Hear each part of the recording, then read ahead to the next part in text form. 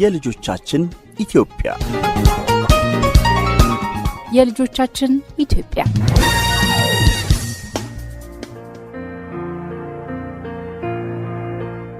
ጤና ይስጥልኝ እንዴት አረፈዳችሁ እነሆ ሰንበት ቁርሶችን ተሰናብተን የልጆቻችን ኢትዮጵያ ጀመረ ቢኒያም ፍርዳወቅ አብራችሁ እስከ መጨረሻው ዘልቃለሁ የቴክኒኩን ነገር ቢኒያም ማረጎት ይዞልናል የዛሬዋ እንግዳችን ሉላ ማህሙድ ይባላሉ ከሁለት አስርት ዓመታት በላይ በሕክምናው ቆይተዋል በነርሲንግ የሶስት ሙያ ባለቤት ናቸው ነርስ ስነ ምግብ ስነ ውበት እነዚህ ሶስቱ ነገሮች እንዴት ይዛመዳሉ ከባለሙያችን ጋር የተለያየ ሐሳቦችን እናነሳለን ባለሙያችን በነገራችን ላይ አሉ ከተባሉ ከአራት ሆስፒታሎች በላይ ሰርተዋል ነርሶችን አሰልጥነዋል በስራቸው አደራጅተዋል አብቅተዋል ምስጉን ባለሙያም ናቸው ሴቶች ብዙ ጊዜ ከማይገኙበት ከልጆቻችን ኢትዮጵያ ለመሳተፍ ለመካፈል ሐሳባቸውን ለመስጠት ፈቃደኛ ስለሆኑ በእናንተ በአድማጮቻችን ስም ከልብ እናመሰግናለን ሐሳባችሁን 6321 ላይ ጻፍ አድርጉና ንገሩን መልካም የረፍት ቀን በያላችሁበት ወደ እንግዳችን ሉላ ማህሙድ ጎራምበል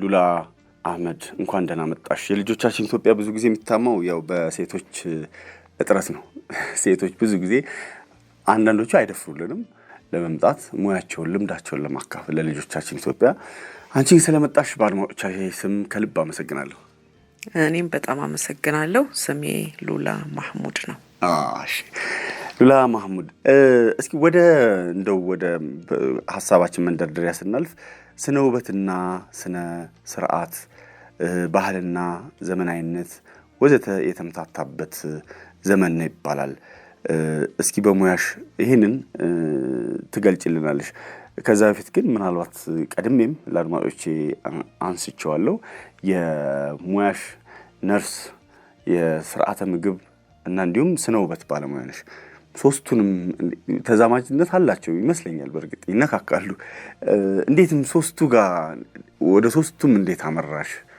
እሺ መጀመሪያ ያው የነበርኩት ነርስ ነው የጤናም ዘርፍ በጣም ይማርከኝ ስለነበረ የገባሁት ወደ ነርስ ነው በአጋጣሚ ሆኖ የኔም ታላቅ ወንድም ወደ ሕክምናው ላይ ስለነበረ የሱም ተጽዕኖ እንዲሁም ደግሞ በጣም ሕክምናውን ወደው ስለነበር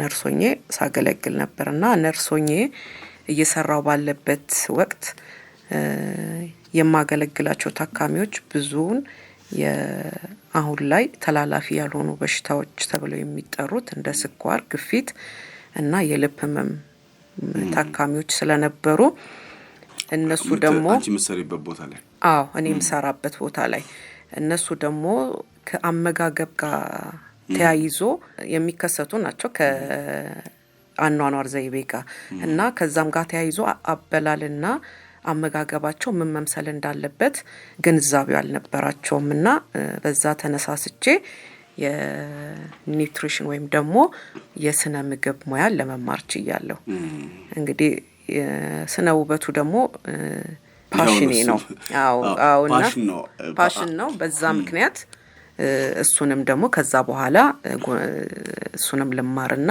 እንደ ሌላ አንደኛው የሙያ ዘርፍ ያርጌው እንደ ሌላው የገቢ ምንጭም ነው እሱ ላይም እየሰራው እገኛለሁ ጤና የሌለው ሰው ያው የሚታመም ሰው ይከሳል ይጎሳቆላል ያው ስነ ውበቱ ይጠፋል ማለት እንችላለን ይቻላል በትክክል እና ያው ተያያዥነት አለው ለማለት ነው እስኪ ምናልባት የቅድም ያነሳውልሽ ስነ ውበትና ስነ ስርዓት ምልሽ ለውበታችን ብለን ምን እናደርጋቸው ነገሮች ለመዋብ እንደ ፋሽንም ሊሆን ይችላል ብቻ ስነ ውበትና ስነ ስርዓት ባህልና ዘመናዊነት ወዘተ የተምታታበት ዘመን ነው ይባላል ይሄን እስኪ ታዝበሽ ከሆነ ንገሪኝ እንግዲህ ይህ ዘመን የቴክኖሎጂ ፈጣን እድገት እና ባህልና ስነ ውበት ግራ የመጋባት ያለበት ዘመን ነው ብለን ተብሎ ሊገለጽ ይችላል ለምሳሌ ባህላዊ ውበትን ለመጠበቅ ምን ጠብቀባቸው የቀድሞ እንደ ሹሩባ የጸጉር አበጣጠር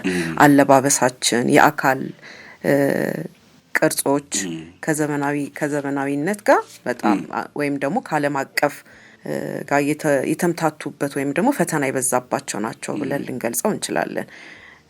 ለምሳሌ ግለሰቦች የውበት መሰረታዊ ምህሮችን እንደ ከለር፣ ንድፈ ሐሳብ፣ ተስማሚነት ያለመረዳት የምንዋሳቸውን ደግሞ ባህላዊ አውድ ጋራ ሳናስታርቀው ስንቀር ማለት ነው።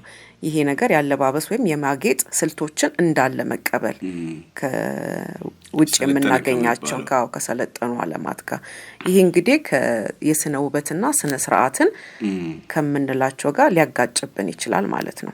ለዚህ እንግዲህ ማን ነው እንደናንተ አይነት ባለሙያ ነው አይደል እንግዲህ የሚነግረን? ምን ነው ምክርሽ? እስኪ ስነ ውበት ያስፈልጋል ለሁለቱም ጾታ ነው አይደል? ለምሳሌ ወንድ ጸጉሩን ከመቆረጥና ከረባት ከማድረግ ውጪ ሌላ ምን ስነ ውበት ያስፈልገዋል? ብዙ ነገር ያስፈልገዋል። በእውነት እናንተ ጋር ማለት በዚህ ሙያ ውስጥ? አዎ በትክክል ያስፈልገዋል። ማለት ቆዳውን መጠበቅ አለበት። ቆዳው ጤናማ ሆኖና ያለ ጊዜው እንዳያረጅ ቆዳውን መንከባከብ አለበት። አስፈላጊ የሚባሉ ምርቶችን ተጠቅሞ ከፀሐይ ላይቶች ራሱን መጠበቅ አለበት። የፀሐይ ጨረሮች እንዳይጎዱት ቆዳውን መጠበቅ አለበት። የጸጉር ቆዳ እንዳይደርቅ የጸጉር የሚያስፈልጉ የጸጉር ሌሎች ግብአቶችን መጠቀም አለበት። እንዲሁም አለባበሰችን ጨምሮ ማለት ነው። እንደው ሲያጌጡ ይመላለጡ የሚባለው በስነ ውበት ውስጥ ካለማወቅ የሚፈጠር ምን አይነት ችግር ሲኖር ነው? ብዙ ጊዜ ያው በባህላችን ሲያጌጡ ይመላለጡ ይባላል አይደል? አንዳንዴም ሹሩባ ወጥረው ተሰርተው የሚታመሙ ሰዎች ሁሉ አሉና እሱን እንኳን ሳይቀር ማለት ነው እንደው ሲያጌጡ ይመላለጡ ማለት ምንድነው? በስነ ውበት ውስጥ ምክርም ካለው? እሺ ሲያጌጡ ይመላለጡ ማለት እንግዲህ ከእውቀት ማነስ ነው። አንደኛው ምንድነው? ደካማ ቴክኒኮችን መጠቀም ስናጌጥ ትክክለኛ ያልሆነ ቴክኒክ ስንጠቀም ማለት ነው። ሌላው ትክክለኛ ያልሆነ ቀለማትን ማዛመድ ማለት ነው። አንድ ሰው የራሱ የቀለም አይነት አለው። የቀለም እንዲሁም የተለያዩ የቀለም አይነቶች እንዲሁም ደግሞ ቀለም አንደርቶን የምንለው ደግሞ አለ። እነሱን በትክክል አዛምደን አለመጠቀም። ሌላው ደግሞ የተፈጥሯዊ የፊትን ቅርጽ ባለማወቅ እነሱን በትክክል ሙያውን ጠብቆ ማይሰራ ከሆነ አንድ ሰው ሌላ የተለየ ቅርጽ እንዲይዝ እናደርገዋለን ማለት ነው። ጥራቱን ያልጠበቀ ምርቶችን በመጠቀም ጊዜ ያለፈባቸው ሊሆናል ወይም ደግሞ ጥራቱ ትክክለኛ ጥራት የሌለው ምርቶችን በመጠቀም ሰዎች አሁን እንግዲህ ለማጌጥ ብለው ነው ወይም ደግሞ ጥሩ ቀለም ወይም ደግሞ የቆዳ ቀለም እንዲኖራቸው ጤናማ እንዲሆኑ ብለው ነው የሚያደርጉት። ግን ያኛውን ትክክለኛውን ባለመጠቀም አሁን ከላይ ገለጽናቸውን ባለማድረጋቸው ጉዳት ከደረሰባቸው እንግዲህ አሁን አንተ ያልከው አባባል ሊከሰት ይችላል ማለት ነው። ሲያጌጡ ይመላለጡ ያልከው። ሉላ እንደው አሁን ለምሳሌ እኔ አንድ ሰው ከስነ ውበት ቤት ከእጮኛዋን ይዞ መጥቶ የጓደኛዋን ይዞ መጥቶ ገብታ ስትወጣ ቢረሳት ወይ አልፋት ቢሄድ የማን ነው ስህተቱ? እንግዲህ ቅድም እንዳልኩ በትክክለኛው ቴክኒክን ተጠቅመን አንድ ሰው ከራሱ ጋር የእያንዳንዳችን የራሳችን ቀለም አለን። ከዛ ቀለም ጋር ተያይዞ ያውም የቀለም ተዛማጅ የሆኑ አንድ አይነት ለአንተ ቀለም ቅርብ የሆኑ የውበት መጠበቂያዎች አሉ። በትክክል እሱን ጠብቀን ከሰራን ቴክኒካችን በትክክል ቅድም እንደ ስፊታችን ቅርጾች ያን ነገር ካረግን በፍጹም ሊራሳት አይችልም። ምንም ውበት ሜካፕ ማለት ውበትን ያለህን ውበት ማጉላት ነው እንጂ መረሳሳት አይደለም። እንዴ ገጥሞሽ አቅም እንደዚህ አይነት ምልሽ ምታቂያት ሴት ምታቂያት ልጅ ሌላ ሰው ሆናብሽ አታውቅም? ሊገጥም ይችላል። እሱም እንግዲህ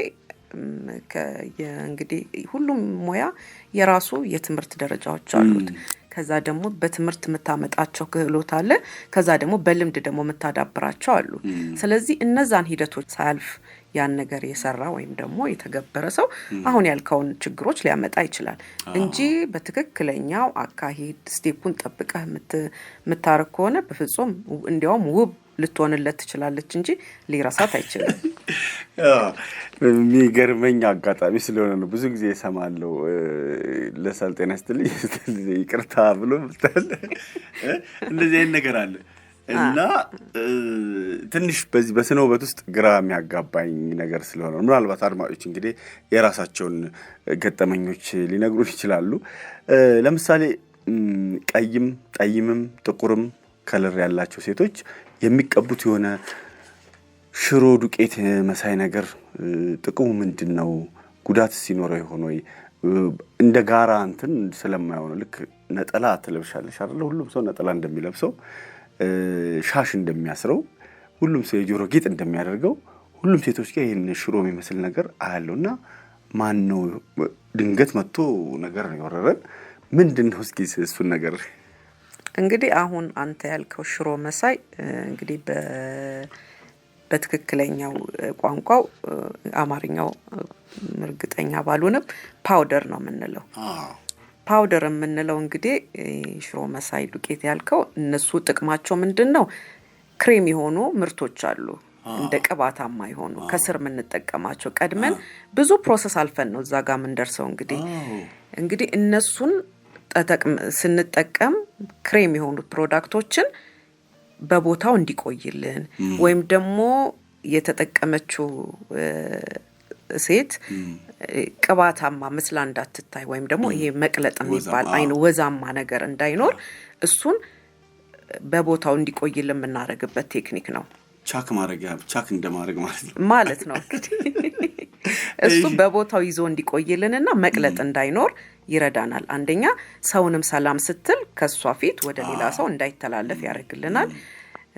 እሷንም አሁን ምንድነው በቋንቋው ማት ማረጊያ ማለት ነው እና እንትን የምናረግበት ነው።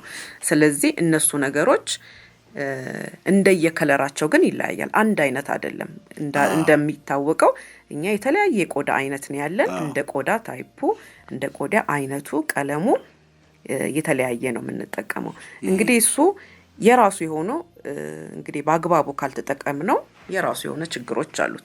ከመጠን በላይ አብዝተን ስንጠቀም በቆዳችን ላይ ያሉትን ቀዳዳዎች በመድፈን እንደ ቆዳ የብጉርና ሌላ የቆዳ አለርጂ ነገሮች ሊያስከትቱብን ይችላሉ። ሌላው ደግሞ ቆዳችን በተፈጥሮ ቀዳዳው ብዙ ጥቅም አለው ለቆዳችን። ስለዚህ እነሱ ሲደፈኑ እንዳልኩ ከላይ እንደገለጽኩልህ የቆዳ መደፈንን ይገጥማል።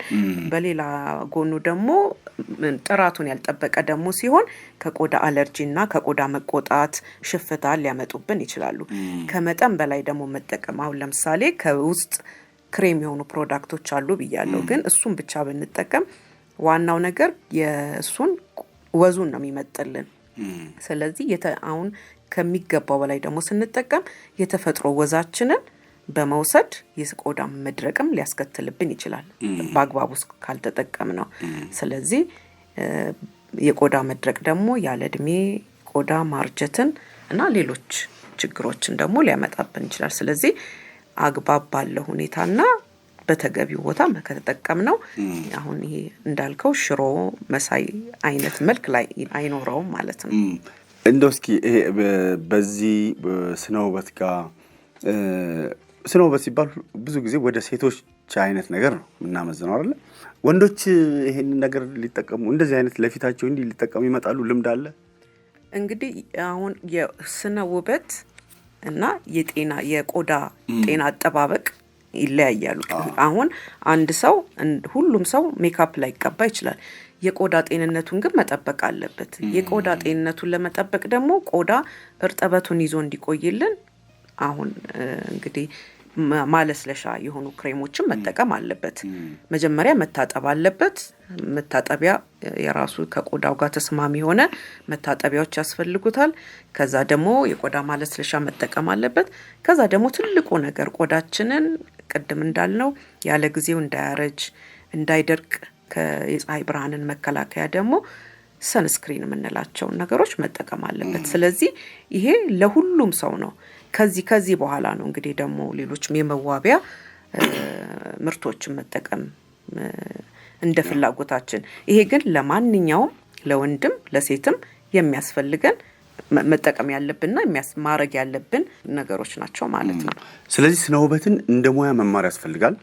በትክክል እንደ ሙያ ስንማረው እኮ ነው የአንድ ሰው የቆዳ አይነቱን የቆዳ ምን አይነት ሁኔታ ላይ እንዳለ ምን አይነት ምርቶችን መጠቀም እንዳለብን የምናውቀው ስንማር ነው። ስለዚህ በትክክል ሙያውን በትምህርት ማዳበር ግድ ነው። ከዛ በኋላ እየሰራን ስንሄድ ልምዶች እየዳበሩ ሲሄዱ የተሻለ አገልግሎት መስጠት እንችላለን። ግን በመጀመሪያ ግን መማር አስፈላጊ ነው።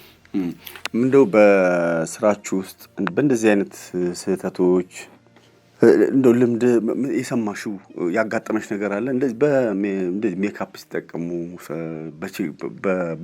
ባለማወቅ የደረሰ? አሁን እንግዲህ ብዙ ሰዎች አሁን ሁል ጊዜ አንድ ሄደው የውበት ቦታ ላይ በየቀኑ መጠቀም አይችልም ማንኛውም ሰው። ግን ቢጠቀሙ እነሱም ቢጠቀሙ አሁን ትልቁ ችግር እንግዲህ ሜካፕ ልትጠቀም ትችላለህ። ቅድም ያልናቸውን ጥራቱን የጠበቀ ምርቶችን እስከተጠቀሙ ድረስ። ትልቁ ነገር ደግሞ ያ የተጠቀሙትን ቀን ያረጉትን ሜካፕ ማታ ወደ መኝታቸው ከመሄዳቸው በፊት በደንብ አስለቅቀው ታጥበው እንደገና የቆዳ ማለስለሻ አድርገው ተኛት አለባቸው ማለት ነው። አንዳንድ ብዙ ጊዜ ከሜካፕ ጋር ተያይዞ የሚነሱ ነገሮች እንግዲህ ይህን ነገር ካለማድረግም የቆዳ መበላሸት ቅድም ያልናቸውን የቆዳ ችግሮች ቆዳ ቀዳዳ ተደፍነው ያነሳናቸውን እንደ ብጉር እንደ ሽፍታ እና ሌሎች አይነት የቆዳ ችግሮችን ሊያመጡ ይችላሉ። ስለዚህ በትክክለኛ ሁኔታ ካለ መጠቀም ነው። ወይም ስቴፑን ጠብቆ ቀን ምን ማድረግ አለባቸው፣ ቀናቸው ሲያልቅ ደግሞ እንዴት ያንን ሜካፕ ማጽዳት አለባቸው የሚለውን በደንብ ማወቅ አለባቸው። እንግዲህ ወንድ በባህላችን ወንድ ነው ሲባል በኖረ ማህበረሰብ ውስጥ ለዚህ ወንድ ሰው ውበት እንዴት አስፈላጊ ነው ብሎ ይጠራጠራል ወይም ይቀበል። እንዳልሽው ግን ይሄ መዋብና የቆዳ ነገር ይለያያል ማለት ነው። ስለዚህ ወንዶች መተው ስለ ቆዳቸው ወደ ስነ ውበት ቢሄዱ ምንም ችግር የለውም ማለት ነው። ምንም ችግር የለውም። አሁን እንግዲህ ቅድም እንዳልከው ወንዳ ወንድ ሲባል እኛ በእኛ ማህበረሰብ ወንዳ ወንድ ጥንካሬን ያመለክታል እና ግን ከዛ ባሻገር አንድ ወንድ የራሱን የግል ንጽህናው መጠበቅ አለባበሱን ማስተካከል አንዳንዴ እኮ ሙያችንም ያስገድደናል። ሁል ጊዜ ለሰው ፊት ስንቀርብ ጥሩ አለባበስ በጥሩ የተቆረጠ ባጭሩ ወይም ደግሞ እንደየሚፈልገው እንደ ሙያው የፀጉር አበጣጠር ያለባበስ ይሄን ሁሉ ሲያስተካክል እኮ ነው መጀመሪያ ሰው የሚረዳው። አንተን አይቶ የሚረዳው መጀመሪያ ውጫዊ ውበትህን ነው። ከዛ በኋላ ነው የሚቀጥለው። ስለዚህ ማንኛውም ወንድም ሆነ ሴት ለቦታው የሚመጥን አለባበስና ስነ ውበት ያስፈልገዋል። እንግዲህ ወደ ዋናው ሙያሽ ረጅም ዘመን የሰራሽበት በትንሹ 17 ዓመት ነርስነት በሙያው ምን አይነት ኃላፊነት ይጠይቃል? እኔ ነርስ የበሽተኛው ወይ የታማሚው ጠበቃ ትመስለኛለች እንዲሁ ሳስበው እና ይሄንን ምን ያህል እንረዳዋለን? ሕክምናው ላይ ያለንም የሌለንም ማህበረሰቡም ነርስ ማለት ምን ማለት ነው? ሐኪም መድኃኒት ያዝልኛል፣ በዛ መሀል ያለው ነርስ ወይ ያለችው ነርሷ ነች። እስኪ እንዴት ነው ነርስ የምንረዳበት? የነርስ ኃላፊነት ምንድን ነው? እሺ እንግዲህ በጣም ወደምወደውና ሁል ጊዜ ውስጤ ወዳለው ሙያ ስለመጣ ደስ ብሎኛል። ነርስ እንግዲህ ለታካሚዋ ብዙ ነገር ናት። ነርስ ለአንድ የሕክምና ተቋም የጀርባ አጥንት ናት ይላሉ። አንዳንዶቹ እንዲያውም ልብም ናት ይላሉ። እና ለታካሚዋ ደግሞ ከዛ በላይ ናት፣ ብዙ ነገር ናት። እንዳልከው ጠበቃ ናት፣ ተንከባካቢው ናት። እንግዲህ አንድ ነርስ ለታካሚዋ ደህንነቱን በጠበቀ ርህራሄ በተሞላበትና እንክብካቤ ማድረግ አለባት። ይህን ስታረግ አካላዊ ጤንነቱን የአይምሮ ጤንነቱን እና ስሜቱንም መረዳት አለባት ማለት ነው። ስነ ልቦናውን ጭምር በደንብ ተረድታ አጠገብ ለሱ ቅርብ ሆና እሱን ማገዝ አለባት ማለት ነው። እንግዲህ ይህንን ስታደርግ ቅድም እንዳልከው መድኃኒት የታዘዙትን መድኃኒቶች ትሰጣለች። ከሌሎች የሕክምና ቡድኖች ጋር አብራ ትሰራለች። የታካሚ ታሪክን በደንብ መዝግባ ታስቀምጣለች ለሌላ ጊዜም በጣም ስለሚረዳ በሕክምና ዶክመንቴሽን እንለዋለን ትልቅ ቦታ የሚሰጠው ነው። እሱን ታረጋለች። ለታካሚና ለቤተሰቡ ደግሞ አስፈላጊውን የሆነ ከጤናው ጋር ተያይዞ ያሉትን ትምህርቶች ታስተምራለች። መረጃ ትሰጣለች ማለት ነው። ስለዚህ ብዙ ነገር ናትና እንዲሁም ደግሞ ራሷን ሁል ጊዜ ለአዳዲስ ግኝቶችና ለአዳዲስ ቴክኖሎጂዎች ማዘጋጀት አለባት። ሁል ጊዜ ሰራተኛ ናት፣ ሁል ጊዜም ተማሪም ናት ማለት ነው። እንደው በዚህ በሙያሽ ውስጥ ነርስ ለታማሚው ጠበቃ ነው ይባላል ስንል በቅጡ ተረድተነዋል ወይ? ምን ያህል ከማህበረሰቡ አጠቃላይ አሁን ባለንበት ጊዜ እንግዲህ ነርስ ቅድም ከዘረዘርናቸው ኃላፊነቶቿ አንዱ ጠበቃዋ ነው። ስለዚህ ለመብቱ ለክብሩ እንዲሁም ደግሞ ለታማሚው ጠበቃው ናት ማለት ነው። አንድ ሕክምና እየተደረገለት ላለ ታካሚ በሕክምናው ላይ የሚጓደሉ ነገሮች ቢኖሩ ለዛ ትታገላለች ማለት ነው። እንዲደረግለት በጊዜ ሕክምና እንዲያገኝ እና አስፈላጊውን ነገሮች ሁሉ እንዲያገኝ ትታገላለች ማለት ነው። ተገቢ ሁኔታ የማያስፈልገው አሁን ሕክምና ከሕክምናው የማያስፈልጉ ነገሮች ወይም ደግሞ ከሚያስፈልጉ ነገሮች በላይም ተደርጓል ብላ ካሰበች ይሄን ነገር ዝም ብላ አታልፈው። ለምን ይሄ እንደተደረገ ምክንያቱም ማወቅ አለባት፣ እንዲሁም ለታካሚያ ማሳወቅ አለባት ማለት ነው። ምናልባት ነርስነት ወይም ነርስ መሆን የሚጠይቀው ኃላፊነት አሁን ባለው የትምህርት ጥራትና እንደ ምናልባት በስም ሁሉ የማይታወቁ ኮሌጆች አሉ፣ እንደ ሱቅ የተከፈቱ የጤና ኮሌጆች፣ አንዳንዴ ይህ የርቀት ትምህርት ሳይኖሩ አይቀርም። እነዚህን ሁሉ እየሰማን እስኪ በዚህ ሁሉ የሥራ ዘመንሽ ምናልባት የታዘብሽው በዚህ አካባቢ ያለ ጉድለት ምናልባት በሕክምና ስህተትም እንግዲህ እንዲህ አይነት ነገሮች እንዳይፈጠሩ ጠበቃ ነርሷ ነች ብለናል አይደለ? በህይወት በዚህ ከ17 ዓመት በላይ በሰራሽበት ስለ ሰው ህይወት ስለ ሰብአዊነት ነው እያወራን ያለ ነው አይደለ? የጤና ነገር ሁሉንም እንቅልፍ ይነሳል። በተለይ ደግሞ ድህነት ሲጨመርበት ደሃ ሀገር ስንሆን ሊባባስ ይችላል። በዛ ላይ ደግሞ የትምህርት ፖሊሲ ሲወድቅ ከዛ ውስጥ ደግሞ የሚማሩት ልክ አካውንቲንግ ወይ አካውንታንት ስትሆኝና ልክ እንደ ማንኛውም እንትን ግን ጤናንም እንደዚህ ተምርሽ ስትወጪ ይሄ የህይወት ጉዳይ ነው። ያኛው ምናልባት ገንዘብ ይሆናል የምታሳስችው፣ ገንዘብ ይሆናል የምታጎዩ፣ ይሄ እዚህ ጋር ግን ህይወት ነው የሚጎለው። ምናልባት እዚህ ጋር እስኪ ልምድሽን አካፊን። እሺ እንግዲህ አሁን ላይ እውነት ለመናገር መንግስትም እዚህ ላይ እየሰራ ነው ብዬ አምናለሁ። አሁን በፊት የሚሰጡ የነበሩት በዊኬንድ ላይ ወይም ቅዳሜና እሁድ ወይም ደግሞ የማታ ክፍለ ጊዜ ሲሰጡ የነበሩት የጤና ስልጠናዎች አሁን እነሱ ቀርተዋል። ስለዚህ አንድ ሰው ወደ የጤናን መማር ከፈለገና በነርስም ሆነ ሌሎች የጤና ዘርፎች ላይ የሚሰሩ አሁን ወይም ደግሞ የቀን ትምህርት ላይ እሱ ላይ እየሰራ ነው። እንግዲህ አሁን እንዳልከው ትምህርት ቤቶች ላይ ትልቅ የቁጥጥር መላላት፣ አዳዲስ የሚከፈቱ ተቋሞች ላይ የጥራት ቁጥጥር ማድረግ፣ ተማሪዎች አንዳንዴ ተማሪዎችም አሁን እነዚህ በሕክምናው ላይ የምናያቸው አንዳንድ የባለሙያው ትምህርት ወይም ደግሞ የእውቀት ማነስ የሚመጣው የነርስ ለመሆን ትምህርት ብቻ አይደለም፣ ልብም ይጠይቃል። ትልቁ ነገር ልብ ይጠይቃል። ስለዚህ አንዳንድ አሁን ላይ የምናያቸው ትምህርቱን አስበው ሲገቡና ሆነው የሚያገኙት ይለያይባቸዋል። ስለዚህ ያኔ እንደዛ አይነት አሁን ቀደም እንዳናሳናቸው አይነት ክፍተቶች ይፈጠራሉ። ልብ ይጠይቃል እስቲ ማለት ድፍረት አይደለም። ምናልባት አድማጮቻችን በእንትን ልብ ይጠይቃል ማለት ሰብአዊነት ርህራሄ ይጠይቃል ነው። አዎ በትክክል ሰብአዊነት ይጠይቃል። ምክንያቱም ምን ሰራው ከሰው ልጆች ጋር ነው፣ ከሰው ልጆች ህይወት ጋር ነው። ስለዚህ በጣም ከመኛን የኛንም እውነት የዘወትር እንቅስቃሴያችን ወይም ደግሞ የዕለት ተዕለት ኑሯችን ላይም የሚያጋጥሙን ከራሳችን ህይወት ራሱ ምን ቀንሰው ነገር ይኖራል።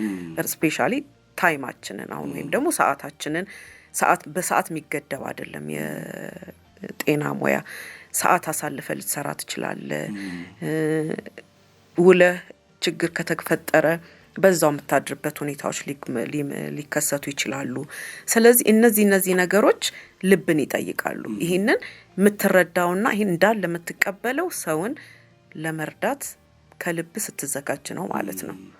ስለዚህ አንድ ነርስ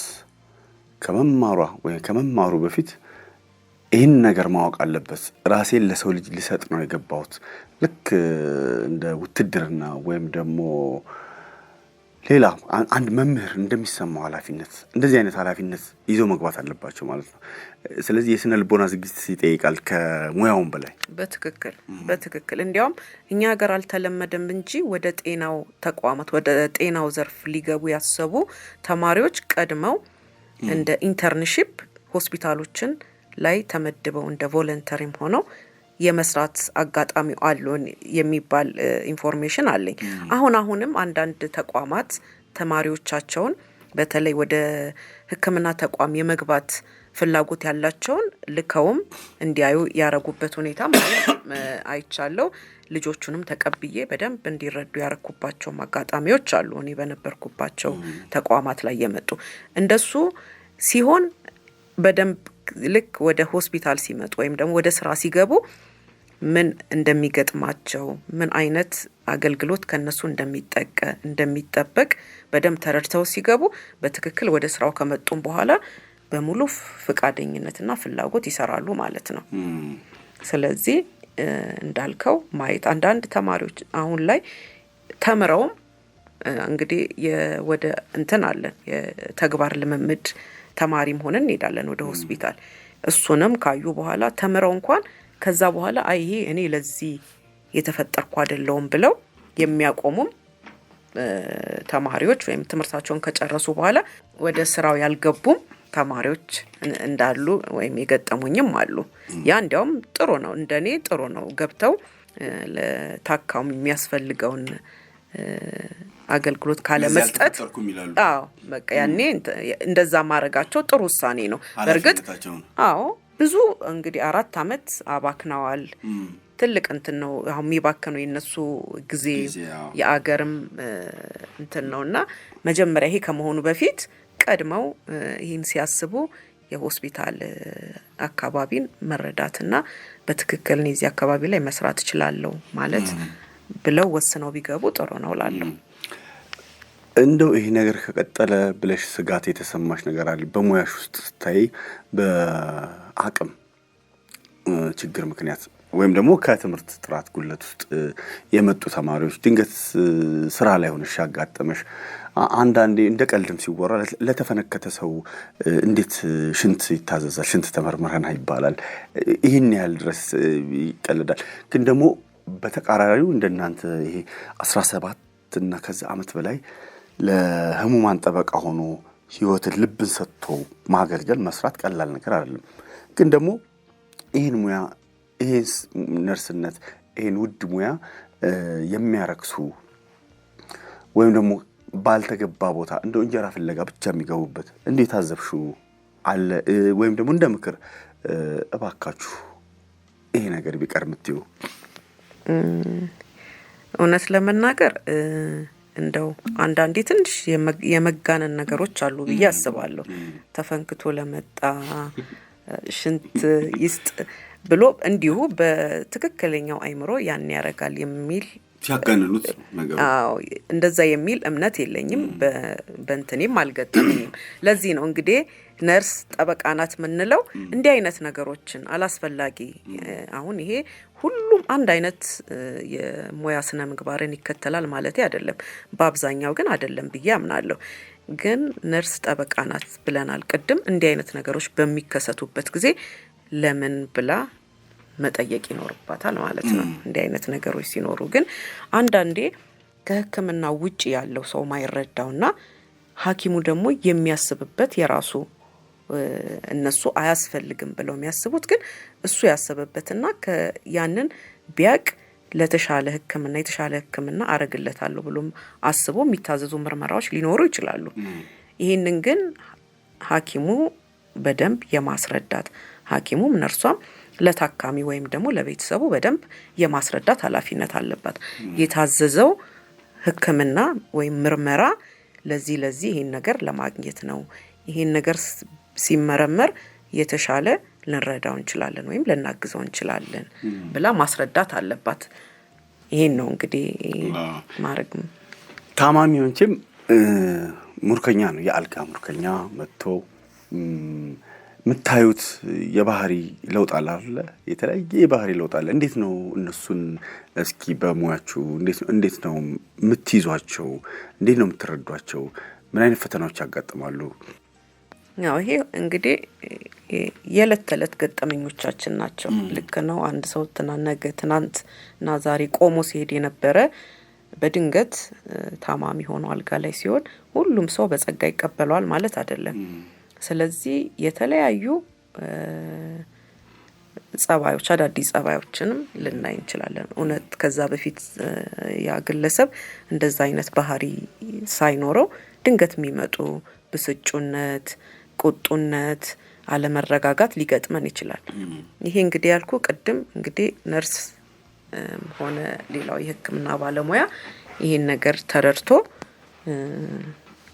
ለታካሚው ማስረዳት እንግዲህ ቅድም ብለናል የስነ ልቦና ድጋፍ የሚያስፈልገው ያልነው ይሄን ነው ስለዚህ በደንብ የማስረዳት ነገ የተሻለ ቀን እንደሚሆን መታገስ እንዳለበት እና ባለሙያው የሚችለውን እንደሚያደርግ አስረድተን ማረጋጋት ኃላፊነታችን ነው እንጂ ይገጥማል እንዲህ አይነት ሁኔታዎች እናንተንስ ማን ያከማችኋል ምልሽ ትናንት ተስፋ ያረክሽበት ታማሚ ዛሬ ጠዋት አርፎ ብታገኙ በጣም ነው ልብሽ የሚሰበረው አይደል ምናልባት ያልፋል አላልሽም እንደ አጋጣሚ ግን ይሄ ሆነ በማግስቱ ስትመጪ እንዲህ አይነት ነገር ገጠመኞች ሊኖሩ ይችላሉ ከህመምተኞች ጋር ያላችሁ ቀረቤታ እንዲህ አይነት ስሜት ሊፈጥር ይችላል ሐኪሞቹ የኑሮ ሁኔታ አለ የራሳቸው የግል ህይወት አለ ታማሚዎቹ አሉ በእነዚህ መካከል ውስጥ ተወጥረው እነሱ ራሳቸው ጭንቀት ውስጥ ይገባሉ ስትረስ ይፈጠርባቸዋል ይባላል እናንተስ እንዲህ አይነት ስሜት እንዴት ታስተናግዳላችሁ ለእናንተ ሐኪም አላችሁ በመሰረቱ መኖር ነበረበት አሁን እንደዚህ ወቅታዊ የሆነ የስነ ልቦና ድጋፍ ያስፈልጋል ለማንም ሰው እንደዚህ አይነት በጣም ስትረስ የሆነ የሥራ ሁኔታ የሚያሳልፍም ለሌሎች አጋጣሚዎችም ይሄ ነገር ቢለመድ ጥሩ ነው በእኛ ሀገር ምናልባት አልተለመደም ይገጥመናል በጣም ነገ ተሽሎት ይሄዳል የምንለው ታካሚያችን እንደዛ አይነት ነገር ቢገጥም በጣም እንደ ሰው በጣም ታዝናለህ አንዳንዴ እንዲያውም እንደ ፋሚሊ ባይሆንም ከፋሚሊ እኩል ሁሉ የምታዝንባቸው ጊዜያቶችም ይኖራሉ ግን ያው ህይወት ነው ይቀጥላል ደግሞ ለሌላው ታካሚ ደግሞ መስራት ስላለብን እንደገና ወደ ስራችን እንመለሳለን እንጂ ይሄ አጋጣሚዎች በጣም ብዙ ጊዜ አሉ ቢዝነስ ትርፍ ማካበትና በሰባዊነት መካከል የህክምናው ሙያ ምናልባት ፈተና ተጋርጦበታል ይሄ የሞራል የስነ ልቦና ፈተና ሊሆን ይችላል ያማል ቢዝነስ አንድ ነገር ነው ከዛ ሰባዊነት ሌላ ነገር ነው ህክምናው እነዚህ አንዳንዴ ተፋጠው ይገናኝ በተለይ በግሉ ዘርፍ አካባቢ አሁን የመንግስትም ሊሆን ይችላል እና እስኪ እነዚህ ነገሮች እንዴት ማጣጣም ይቻላል? ሰብአዊነት፣ ቢዝነስ፣ የቢዝነስ ትርፍና ሕክምና እንግዲህ ያው በተለይ በግል የተቋቋሙ ወይም የግል ተቋማት ምንም ጥያቄ የለውም፣ ያው ለትርፍ ነው የሚቋቋመው። የመንግስትም የመንግስትም ቢሆን ያው ወጪ አለው። በባህሪው ደግሞ የሕክምና ብዙ ወጪ አለው። ብዙዎቹ የሕክምና ግብአቶች ከውጭ ነው የሚመጡት። ስለዚህ እነዚህ ነገሮች ሁሉ ተዳምረው ትልቅ ተግዳሮት ይፈጥራሉ በታካሚው ላይ። ይህንን እንግዲህ እንደ ባለሙያ ለማስታረቅ እንሞክራለን። አሁን ላይ እንግዲህ መንግስትም ደግሞ እየሰራበት ያለው ምንድነው እነዚህ የጤና መድህንን እየተሰራበት ነው በመንግስት ደረጃ። አሁን ይሄን ደግሞ ወደ ግል ተቋማትን ቢመጡ እነዚህ አሁን የተነሱትን ችግሮች መቅረፍ ይቻላል ብዬ አስባለሁ። እንደ ሕክምና ወጪ ብዙ ወጪ ነው የሚወጣው። ስለዚህ ትልቁ እንደ መፍትሄ ማየው የጤና መድብ ተደራሽነት ቢኖርና ህብረተሰቡ በችግር በገጠመው ወቅት ያለ መሳቀቅና ያለ ችግር እንዲታከም ማድረግ ነው። እንግዲህ የኔ አስተያየት ነው። ምናልባት አንድ ታማሚ መጥቶ ሕክምናው ነው መቅደም ያለበት ወይስ ገንዘቡ? ማለት ቀጥታ ከንቱኑ ጋር ላይ ከሰብአዊነት ጋር ስናያይዘው አዎ ሰውየው ምናልባትም ጭራሽ የሚከፍለውም ላይኖር እኮ ይችላል። ከዛ ሆስፒታሉም ደግሞ ኪሳራ ውስጥ ወጪ ያወጣል። እንደው ዝም ብለሽ ግን የቱ ቢቀድም የትኛው ነው የሚቀድመው? ብዙ ጊዜ ማለት ይሄ በጣም ከድህነታችን ጋር በጣም እየፈተነን ያለ ነገር ስለሆነ ምንም ጥያቄ የለውም፣ ህይወት ይቀድማል። ግን ማንኛውም የሕክምና ተቋማት ደግሞ ህይወት ያስቀድማሉ ብዬ ነው ማምነው። መጀመሪያ ህይወት አድን ስራዎች ከተሰሩ በኋላ ወይም ደግሞ አጣዳፊ የሆኑትን ነገሮችን ካስተካከልን በኋላ ነው የአቅም ጉዳይ ሲመጣ ወደ መንግስት ተቋማት የምንልከው። በግል ተቋማት እንኳን አሁን ምን እየተቋቋመ ነው? ሶሻል ወርከሮች ተብለው የሚቀመጡ አሉ። እነዚህን ነገሮችን ከታካሚው ጋር አይተው ያለበትን ሁኔታ ያለበትን ችግር ተረድተው እንዴት ማገዝ እንዳለብንና ኢቭን ተቋሙም እንዴት ያን ግለሰብ ማገዝ እንደሚችል እየተሰራበት ነው በግል ተቋሙ። ግን ማንኛውም የግልም ይሁን የመንግስት ተቋም ቅድሚያ የሚሰጠው ህይወት ማትረፍ ላይ ነው። እስኪ በእንደዚህ አይነት ገጠመኞች ምናልባት ሊኖርሽ ይችላል። በጣም ታሞ የሚከፍለው አጥቶ ሊሆን ይችላል፣ ወይም ደግሞ ድንገት ቤተሰብ ሳይኖረው እንደዚህ ነገሮች የምታስታውሹ ነገር ካለ? ያው ይገጥማሉ፣ ብዙ አሉን። እንዲያውም በወቅቱ ያሉትን የሕክምና ባለሙያዎች ብር ሰብስበን ሁሉ የምናሳክምበት ጊዜ አለ። አሁን ቅድም እንዳልኩ የአንድ ድርጅት የራሱ የሆነ ሶሻል ወርከር አለ ወይ ሌሎች እሱን ድረስ ለመድረስ ጊዜ ማይሰጡና አሁኑኑ መፍትሄ የማያስፈልጉ ነገሮች ቢገጥሙን ኢቭን ከራሳችን ሌሎች ደግሞ የሕክምና ባለሙያዎች አዋተን ራሱ ረድተን የምናውቅበት ጊዜ አለ። ይሄ በመንግስትም በግልም ተቋም ማለት ነው። እንግዲህ በዛው ልክ ደግሞ ሊመሰገኑ የሚገቡ ሐኪሞችም ነርሶችም አሉ አይደለ? ይሄ ሙያ አንዳንዴ ዋጋ ይከፍላል። የሰርጉ ቀን እሱ ሁሉ ሊያስፈልግ ይችላል። ባለሙያው የሚያስፈልግበት ቀን አለ። እንደዚህ አንቺ የረፍትሽ ቀን ሆኖ እንደዚህ አይነት ገጠመኞች እስኪ፣ ምክንያቱም ባለሙያዎቹም መመስገን አለባቸው። ራሳቸውን አሳልፈው የሚሰጡ ምስጉን ባለሙያዎች ስላሉ እነሱንም እናንሳቸው። ያው በጣም 24 ሰዓት ነው አንተ ቤትህ ብትሆንም 24 ሰዓት ግን ስራ ላይ እንዳለ አይምሮሽ ይያዛል። ሊደወልልህ ትችላለህ፣ ትሄዳለህ።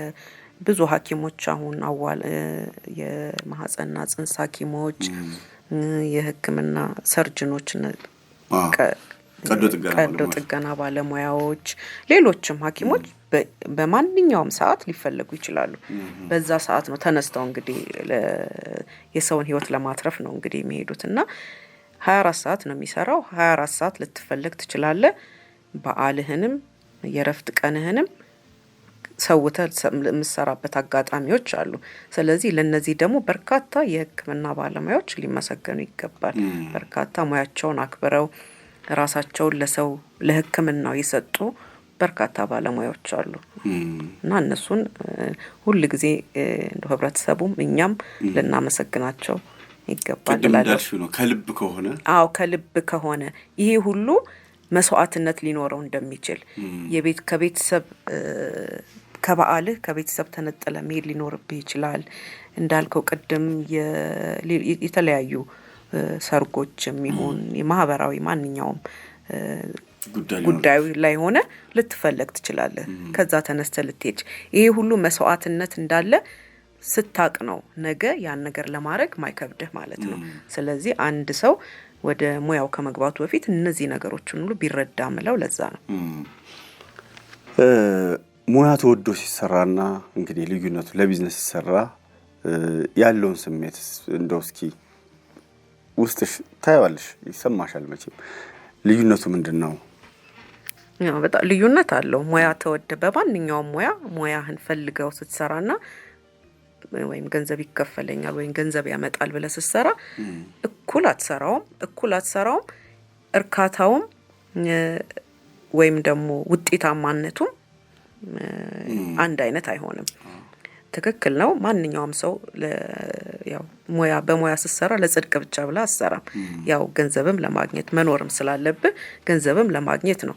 ግን ይህን ስታረግ ጥራት ያለው የሙያ ስነ ምግባርን ጠብቆ ኃላፊነት ተሰምቶ የምትሰራ ከሆነ ትርፉም በዛው መጠን መምጣቱ አይቀርም። ስለዚህ ሁለቱንም ማጣመር ነው። አብረህ ልትነጣጥለው አትችልም። ማጣጣም አለብህ። አንዱን ከአንዱ የምታስበልጥ ከሆነ አትዘልቅበትም። አይ ትርፍ አልፈልግም ካልክ እኮ አይቀጥልም፣ የሆነ ቦታ ይቆማል። አይ ትርፍም ብቻ ደግሞ ካረከው ነገ በእርግጠኝነት ተቋምህ ይወድቃል ወይም አይቀጥልም። ስለዚህ ሁለቱንም ማጣጣም ግድ ነው። እስኪ እንደው የመንገደኛ ጥያቄ ልጠይቅሽ ሉላ፣ ሰፈር ውስጥ ድንገት ሰው ነፍሰ ጡር ምናምን ተጠርተሽ ታውቂያለሽ? እንደ ልምድ አዋላጅ በማዋለድ አልገጠመኝም። ሌሎች ግን የሕክምና ምክሮ እርዳታዎች ግን በጣም ብዙ ጊዜ ድንገት ብድግ ብለሽ ነው ይሄን ነው። የሚገርም ነው። በጣም ትልቅ ኃላፊነት ይጠይቃል። ወደዚህ ሙያ ለመግባት የሚያስቡ ወጣቶች አሉ። አንድም እንዲወዱት አንድም ኃላፊነት እንዲሰማቸው ምን ትመክሪያቸዋለሽ? ወደዚህ የምትመጡ ወጣቶች ብለሽ እስኪ ጀምሪልኝ። እሺ እንግዲህ ወደ ሕክምናው የምትመጡ ወጣቶች መጀመሪያ ሕክምናው ምን ይፈልጋል የሚለውን እንዲያውቁ እንዲረዱ፣ ከተረዱና ካወቁ በኋላ ራሳቸውን ለሕክምና እና ለሕክምና አገልግሎት መስጠት ማለት ነው። ስለዚህ ይሄንን የሕክምና ሙያ ገንዘብ አገኝበታለሁ ምትል ሙያ አይደለም። መጀመሪያ ሲጀመር ግን እንደው ከገንዘብ ባሻገር በጣም በርካታ እርካታና የህሊና እርካታ የምታገኝበት ነው። ስለዚህ ገንዘብ አስፈላጊ ነው፣ ይሄንን እላለሁ። ግን ከዛ በላይ ደግሞ ብዙ ህይወት ማዳንና በጣም ለራስህ ብዙ የመንፈስ እርካታ የምታገኝበት ሙያ ስለሆነ ይሄንን ወደዚህ ሙያ ስትገቡ መጀመሪያ ቆም ብላችሁ ይሄንን እወጣዋለሁ ወይ፣ በትክክል እተገብረዋለሁ ወይ፣ እወደዋለሁ ወይ ማለት አለባቸው ማለት ነው። አመስጋኝ ታማሚዎች ገጥሟቸው ያውቃሉ? ሕክምና ከጨረሱ በኋላ ማለት ይሄ ምን ልልሽ ነው፣ ይሄ ባለ ውለታ መክፈል አይደለም፣ ግን እንደው ለሆነላቸው ነገር እንደዚህ አይነት በሕክምናው እንደ ባህልም ቢለመድ ጥሩ ነው። ሰው ታክሞ ከዳነ በኋላ ያከመውን ሰው ቢያመሰግን እንዴት ታያለሽ? እዛ አካባቢ ያለውን ነገር የሚገርም የኛ ህብረተሰብ በጣም አመስጋኝ ነው። ከኛ ጋር ሲለያዩ በጣም አመስግነውን መርቀውን ነው የሚለያዩት። ይሄ እውነት እንደው ላለማጋነን የቀን ተቀን ውሏችን ነው። አንድ ታካሚ እኛ ጋር ተኝቶ የተወሰነ ቀን ቀይቶ ሲወጣ አመስግኖን ነው የሚወጣው። እንዲያው አንዳንድ ወቀሳዎችን እንዲያውም እኔ ፊት ለፊት ከምሰማው ይልቅ ከዛ በኋላ የሚሰማው አንዳንድ የሕክምና እንትኖችን ነው እንጂ እንደ ማህበረሰባችን በጣም አመስጋኝ ነው። አመስግኖ ነው የሚወጣው። እስኪ ወደ ሶስተኛው ሙያሽ ደግሞ እንምጣ። ግን ከዛ በፊት እዚህ ጋር የሚቀሩ ነገሮችንም ምታነሽልን ነገር ካለ? ያው እንግዲህ ምንም ብዙውን አንስተናል። ያው ስለ ስነ ውበትና ስለ ነርስነት አውርተናል። እንግዲህ ሌላው እንግዲህ ሶስተኛ ሙያዬ ደግሞ የስነ ምግብ ነው። እንግዲህ አሁን ላይ ደግሞ አሁን ላይ ሰዎች ወደ ጤናን አንድ ሰው ታሞ ከመታከም ይልቅ ቀድሞ መጠንቀቅ ላይ ትኩረት እያደረገ ነው። ስለዚህ እነዚህ ደግሞ የስነ ምግብ ሙያዎች ምን ላይ ያተኩራሉ? ቀድሞ መጠንቀቅ ላይ ያተኩራሉ። አሁን እኛ ሀገር እንዲያውም ደብል በርደን ይባላል። ሁለት ችግሮች።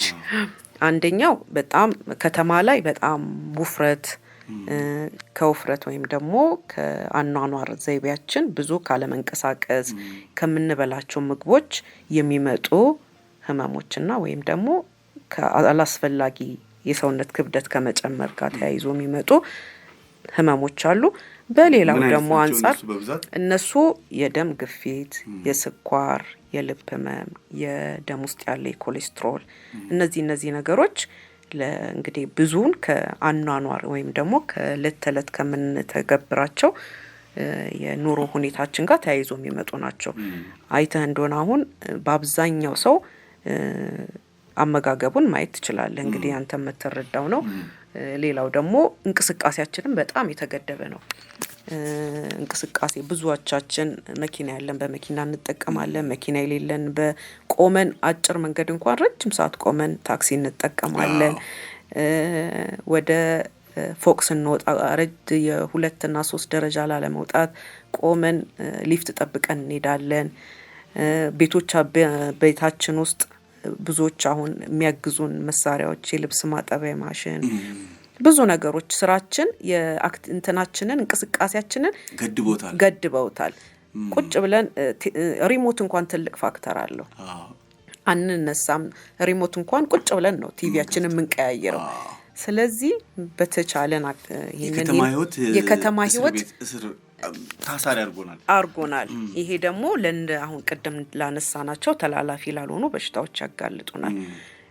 ሌላው ደግሞ እንግዲህ 2 አይነት ያልኩ፣ አንደኛው ደግሞ ወደ ከተማ ውጪ ያሉት የማህበረሰቦች ደግሞ የምግብ እጥረት ደግሞ ይገጠማቸዋሉ። ልጆች በቂ አስፈላጊውን እንትን ያለማያገኙ እና አንድ ሰው ማግኘት ያለበት የቀን የዕለት ተዕለት ንጥረ ነገሮችን በበቂ ያለማግኘትና በአዋቂዎችም እንዲሁም ደግሞ በልጆች ላይ የሚደርሱ ችግሮች አሉ ማለት ነው። ስለዚህ ከተማው ላይ ያለ፣ ገጠራማው ላይ ደግሞ ያ አለ። ስለዚህ ሁለቱም ችግር አለን። አሁን የሰለጠነው ወይም ደግሞ ያደጉት ሀገሮች ላይ ብዙ ችግር ያለው አሁን ቀደም ከተማው ላይ እኛ እንዳነሳናቸው አይነት ችግሮች ናቸው።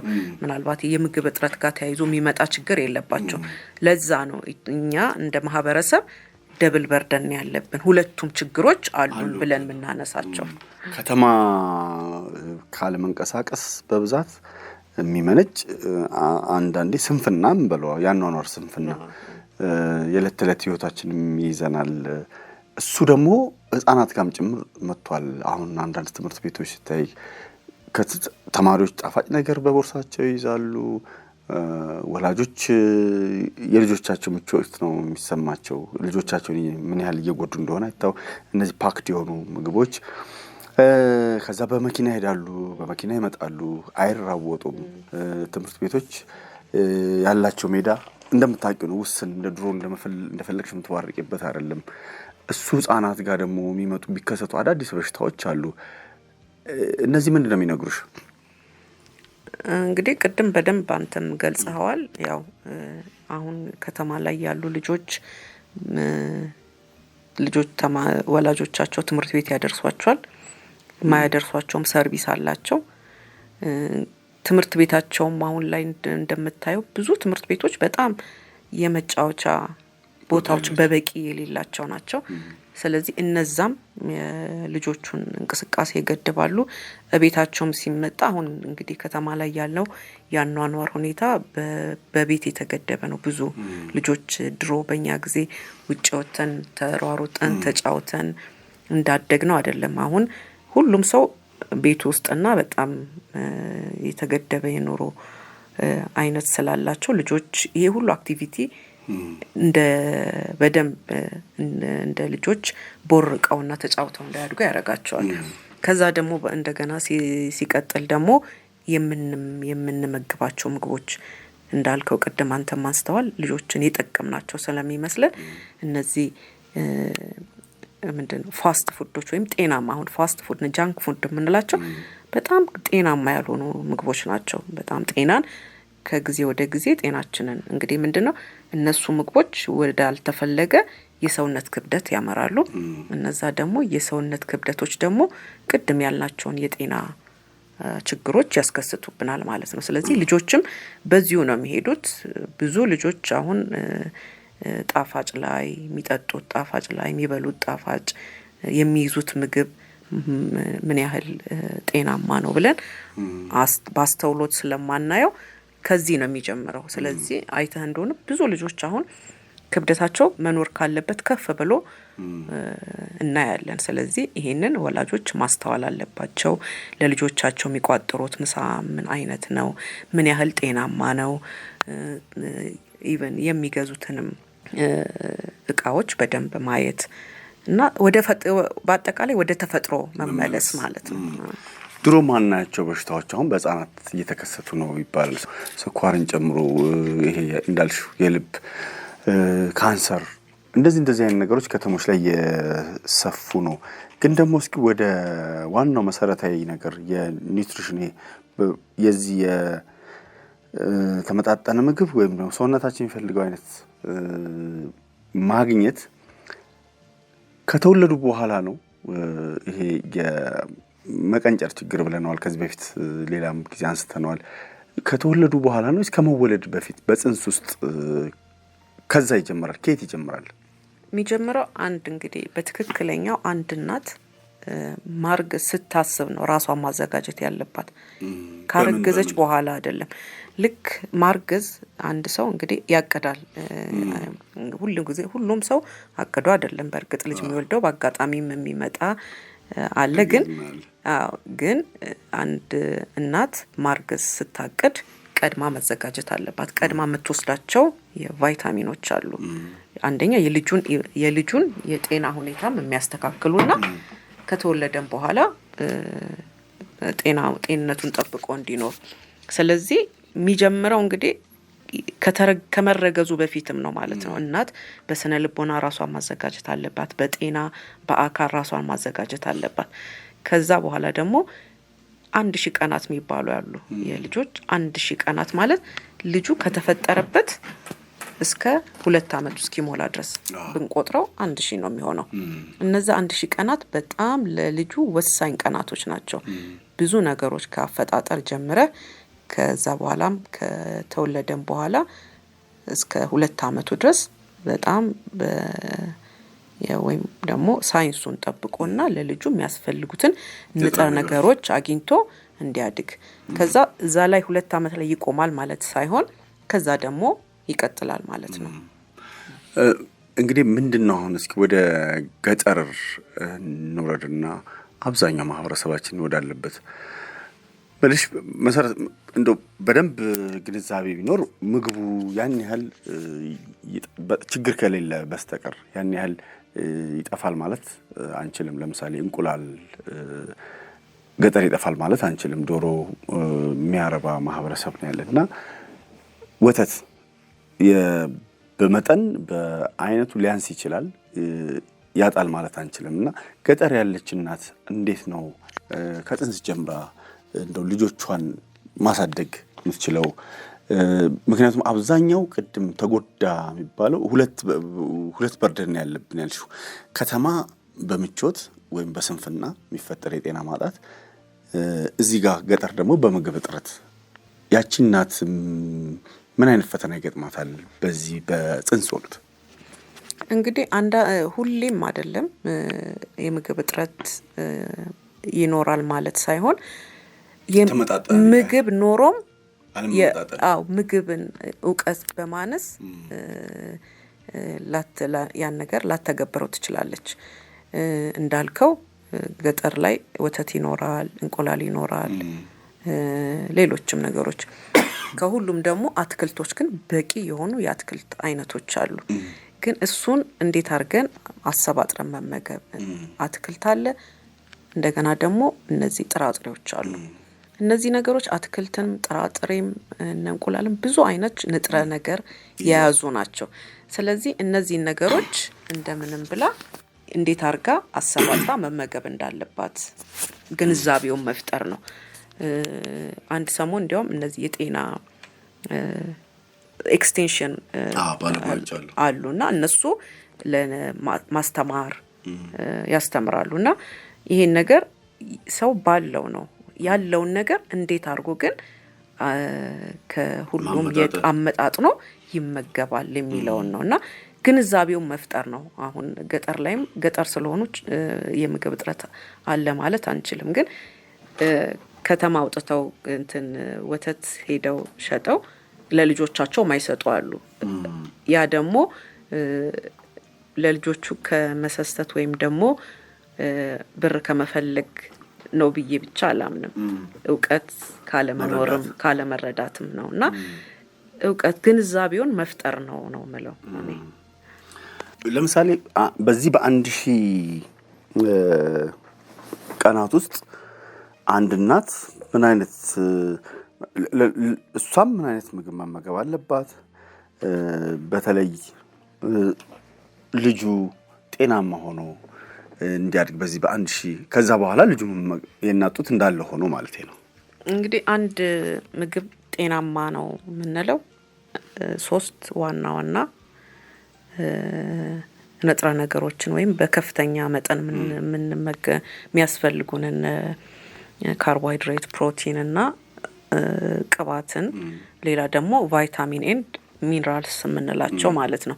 እነዚህ ነገሮች ከምን ይገኛሉ? እንግዲህ በአካባቢያችን ካሉ አትክልቶች እነ ጎመን። እንግዲህ አንድ እርጉዝ ነፍሰ ጡር እናት በአይረን የበለጸጉ ምግቦችን መመገብ አለባት። እነሱም ደግሞ ከአትክልቶች ከነጎመን፣ ቲማቲም፣ ጥራጥሬዎች ምናምን ማግኘት ትችላለች። ስለዚህ ይሄንን እንዴት አድርጋ አመጣጥና መመገብ እንዳለባት ማስረዳት ነው። ስለዚህ ሁሉ ጊዜ ምግባችን አትክልት እንዲኖረው በቻልነው አቅም አካባቢያችን ላይ ባለና ወቅቱ ባፈራቸው ፍራፍሬዎችን መጠቀም፣ ፕሮቲን ይዘት ያላቸውን የምንችል ከሆነ ያው ቀይ ስጋም፣ ዶሮም፣ አሳም፣ እንቁላልም ይኖራል። ይህንን ማግኘት ያልቻለች ደግሞ ጥራጥሬዎችን አሰባጥራ አሁን ጥራጥሬ ሞልቷል ሀገራችን። ምስር፣ ሽምብራ፣ ቦሎቄ ዘሮች፣ አኩሪ አተሮች እነሱን አመጣጥና እንድትመገብ ማስተማር ነው። ሌላው ደግሞ ካልተፈተጉ እህሎች የተዘጋጁ ማባያዎች እንደ እንጀራ፣ ዳቦ ያሉትንም አብራ አመጣጥና እንድትመገብ ማስረዳት ነው ማለት ነው። በዚህ ውስጥ ግን እንደናጡት የሚመከር ነገር የለም። የናጡት ሁሌም እሰማለሁ። ምንድነው ለየት የሚያደርገው? የናጡት እንግዲህ ለአንድ ልጅ ሁሉም አይነት የሚያስፈልገው ንጥረ ነገር አሟልቶ የያዘ ነው። የናጡትን ወተት የሚተካ ምንም ነገር የለም። ስለዚህ አንድ እናት ወልዳ እስከ 6 ወር ምንም አይነት ነገር ሳትቀላቅል 6 ወሩን የናጡት ወተት ማጥባት አለባት ማለት ነው። ምንም አያስፈልገውም። ሁሉንም እንግዲህ መተኪያ የሌለው የተባለው የሚያስፈልገው ነገር ንጥረ ነገሮችን ሁሉ የያዘ ስለሆነ ነው፣ ውሃንም ጨምሮ ማለት ነው። ስለዚህ 6 ወር ድረስ አንድ እናት በበቂ ሁኔታ ልጇን ጡት ማጥባት አለባት ማለት ነው። አለማጥባት ዘመናዊነት ነው ወይስ ወንጀል? ዘመናዊነት አይደለም፣ ወንጀልስ አይደለም። ወንጀልም ነው ማለት ያስቸግራል፣ መደምደም ያስቸግራል። ምንድነው ለምሳሌ እኔ የወለድኩት ልጅ ላጠባው ይጠብቃል። እናቱ ነኝ። ከዛ እኔ ለቅርጼ ዋትኤቨር ስም ምንም ነገር ይሰጠው እንዲህ በገደምዳሜ ስለምንሰማው ነው። አላጠባም ብትል መብቷ ሊሆን ይችላል፣ ግን ልጁ ላይ ወንጀል አይደለም እየሰራችው። እሷን የሚጠብቃት ልጁ አለ። ካለሷ ከሷ ጋር ሳታማክረው የመጣ ልጅ አለ። አላጠባህም ብትለው ይሄ ወንጀል አይደለም? እንግዲህ ወንጀል ነው። ፖሊስ አይደለሽም አውቃለሁ፣ ባለሙያ ነሽ። ግን በሞራል እንደው ዝም ብለሽ በሞራል ደረጃ አንድ እናት ከወለደች ማጥባት አለባት፣ ምንም ጥያቄ የለውም። እንግዲህ ያው እኛ ያው ፈራጅ አይደለንም ለማለት ነው። እንዲህ ወንጀለኛ ናት ብለን ባንፈርድም ግን ምክንያት እስከሌላት ድረስ አንዳንዴ ማታጠባበት የጤና እክሎች ኖሯት ማታጠባበት ሁኔታ እስካልተከሰተ ድረስ በትክክል አንድ እናት ልጇን ማጥባት አለባት። በነገራችን ላይ ቅርጽ ላልከው እንዲያውም ስታጠባ ወደ መጀመሪያዋ በደንብ በበቂ ሁኔታ ልጇን ካጠባች ወደ መጀመሪያዋ ለሷም ጤናም እኮ ነው። አሁን የእናት ጡት ወተት ለልጁ የሚጠቅሙት ነገሮች አሉ፣ ለእናት በሁለት ተከፍሎ ነው። ለልጅ የሚጠቅመው ነገር ይዘረዘራል፣ ቀጥሎ ደግሞ ለእናት የሚጠቅመው ነገር ይዘረዘራል። አዎ በበቂ ሁኔታ ያጠባች እናት በበቂ ሁኔታ ያጠባች ከጡት ካንሰር ራሱ ቻንሷን ይቀንስላታል። ይሄ ራሱ ጥቅም ነው። ክብደቷን ለመቆጣጠር ያግዛታል። ይሄ ጥቅሞች አሉ። በሷም በኩል ስታየው ይሄን አለመረዳት ነው ማለት ነው። እንደዛ ይመስለኛል። እኛ ሀገር እንኳን ይሄ ብዙም የተለመደው ነገሮች አይደሉም። አዎ እንደዚህ ያው ሲነሳ ስለምሰማ ከዚህ ጋር ግን ተያይዞ የሚፈጠሩ አሁን ከእርግዝና ጋር ከወሊድ በኋላም ድባቴ ሊሆን ይችላል። በእርግዝና ወቅት የሚታዩ ምልክቶች አሉ። እነሱን አሁን ነፍሰ ጡር እናቶች እንዴት ነው የሚረዱት? ባልን ጨምሮ ይሄንን በእርግዝና ወቅትና ከዛ በኋላ የሚከሰቱ የሙድ መዘበራረቅ፣ የስሜቶች እሷ ብቻ ሳትሆን አብሯት ያለ ሰው ምን ያህል እኛ ባህላችን ውስጥ ብዙም ይሄን ነገር የማንበብ የመረዳት የመተጋገዝ ነገር የለም። በእርግጥ ነፍሰ ጡር ሴት ሲያይ ማንም ሰው ይደነግጣል፣ ወንበር ይለቃል፣ መኪናም ከፊት ያሰልፋታል። ይሄ ጥሩ ባህል አለ። ከምንም ነገር ህፃን ያዘች ሴት እና ነፍሰ ጡር ሴት ግን ውስጤ ከአእምሮ ጋር ያለውን ነገር መረዳትስ ምን ያህል አባወራን ጨምሮ? ያው አንድ ሴት ቅድም እንግዲህ መዘጋጀት አለባት ስንል የመንፈሳዊ ዝግጅት፣ አካላዊ ዝግጅት ያስፈልጋታል። ኢቭን በመንፈስ መዘጋጀትም ራሱ ትልቅ እንግዲህ ለውጦች ናቸው እና አንድ እናት ስታረግዝ በሰውነቷ ላይ ብዙ ነገሮች ነው የሚካሄዱት። ለምሳሌ ምን አይነት ክብደት መጨመር አለ። እንግዲህ አሁን ከበፊት የነበራትን አንድ እናት ከወለደች በኋላ መጀመሪያ የነበራትን ቅርጽ ላትይዝ ትችላለች። ሌሎችም እንግዲህ ተያይዞ የሚመጡ ከእርግዝና ጋር ተያይዞ የሚመጡ ከሆርሞን ጋር የሚመጡ ለውጦች አሉ እና ለዛም መዘጋጀት አለባት። ለዚህ ነው ቀድማ በአካላም በመንፈስም መዘጋጀት አለባት የምንለው። ከወለደች በኋላም በሕክምናው አጠራር ፖስት ፓርተም ሳይኮሲስ ይባላል። አንዳንድ እናቶች ከወለዱ በኋላ ድባቴ ውስጥ ሊገቡ ይችላሉ። ስለዚህ ይሄንን ደግሞ አካባቢዋ ያለ እንዳልከው ባለቤቷ ወይም ደግሞ አጠገቧ ያሉት ሌሎች ቤተሰቦቿ ሊያግዟት ይችላሉ እና ይሄንን እንደ ቀላል ነገር አይደለም። ትልቅ ሕክምና የሚያስፈልገውና ትልቅ እሷም በሷ ላይም በልጇ ላይም ጉዳት የሚያስከትል ችግር ነው። ስለዚህ ይሄንን አብረዋት አንድና ስትወልድ እኮ መጀመሪያ ስተኛ የነበረውን ስታረግዝ ጀምራ ከእንቅልፏ እኮ ጀምሮ እኮ መረበሽ አለ። አንድ እርጉዝ ሴት ተኝታ ዝም ብላ አታድርም። ብዙ ጊዜ መነሳት፣ ያለመመቸት ነገሮች አሉ። ከወለደች በኋላም እንደዛው እንቅልፍ ማጣት አለ። እንዴት ልጇን መንከባከብ እንዳለባት ያለማወቅ አለ። ስለዚህ በደንብ እገዛ ያስፈልጋታል። የባለቤቷ እገዛ እንዲሁም የቤተሰቧ እገዛ ያስፈልጋታል። ይሄ አማርኝ ማለት እንደውም አንዳንዴ ሲያጋንኑ አንተ ስትደባደብ ማየት አማርኝ ምንድን ነው መነሻው? ምን ይሆን የሚያምረው? በተለይ ስንተኛ ወር አካባቢ ነው? ሊያም አሁን እንዲህ የተወሰነ ወር በዚህ ወር ጀምሮ የሚል የተቀመጠ ነገር የለም። ስለማማርም ምክንያቱ ምን እንደሆነ ሳይንስ በግልጽ አላስቀመጠውም። ኢትዮጵያ ብቻ ነው እንዲህ ነገር ኢትዮጵያ ይሁን እንዲህ ያለው ብቻ ይችላል። እንግዲህ የሆርሞን መለዋወጥ ስላለ የዛ ከሆርሞን ጋር ተያይዞ የሚመጡ ከወትሮ የተለየ የሆነ ነገር መፈለግ ሊኖር ይችላል። ግን ይሄ ምክንያቱ ይሄ ነው ተብሎ የተቀመጠ ነገር የለም፣ ግልጽ አይደለም። ስለዚህ አማርኛ መሞላቀቅም ሊሆን ይችላል። አይመስለኝም። ያምራል በቃ ያምራል። እና ከሆርሞን ጋር የተያያዘ ነው ማለት ነው። ወደ እንትን እንምጣ፣ ወደ ኒውትሪሽን ወይም ደግሞ ንጥረ ምግብ ጋር እንምጣ። ከተሞች አካባቢ እንዴት ነው መያዝ ያለበት ይሄ ህይወት? ለምሳሌ ከቦሌ ተነስተሽ እስከ ትልድምቱ ብዙ ስጋ ቤት ልታገኝ ትችላለሽ። ከቦሌ ተነስተሽ እስከ ትልድምቱ ግን መዋኛ፣ የህዝብ መዋኛ ምናምን ላታገኝ ትችላለሽ። ወንዞቻችን ገና እየጸዱ ነው። ወንዝ እንኳን ሄደን እንዳንዋኝ ማለት ነው። እና ምንድነው እንዴት ነው እሱን ነገር እንዴት እናያዘው? በተለይ ልጆችን በተመለከተ በጣም አስጊው የልጆች አሳደገን ስንል ወላጆች የልጆቻቸውን ነገር ከልባቸው ነው። ልጅ ተንከባከብኩ ልጄን ያስኩ ለማለት ነው። ግን ሳያውቁት ልጆቻቸው ድንገት ከእጃቸው ያመልጣሉ፣ ይወፍራሉ፣ ከቁጥጥር ውጭ ይሆናሉ፣ በዛው ተጓዳኝ ታማሚ ሊሆን ይችላሉ። እነዚህን ነገሮች እስኪ ከታች ጀምሮ እንዴት እናርጋቸው? ከተማ ስንመጣ እንግዲህ ጤናማ ያኗኗር ዘይቤ ስንከተል አሁን የተነሱትን ችግሮች ሁሉ እንቀርፋለን ብዬ አስባለሁ። ምንድነው አሁን ላይ እንግዲህ እንደ ትኩረት ማድረግ ያለብን ሕክምና ከተከሰተ በኋላ ከማከም ይልቅ መከላከሉ ቀላል ነው። በኢኮኖሚም በግለሰቡም ደረጃ ማለት ነው።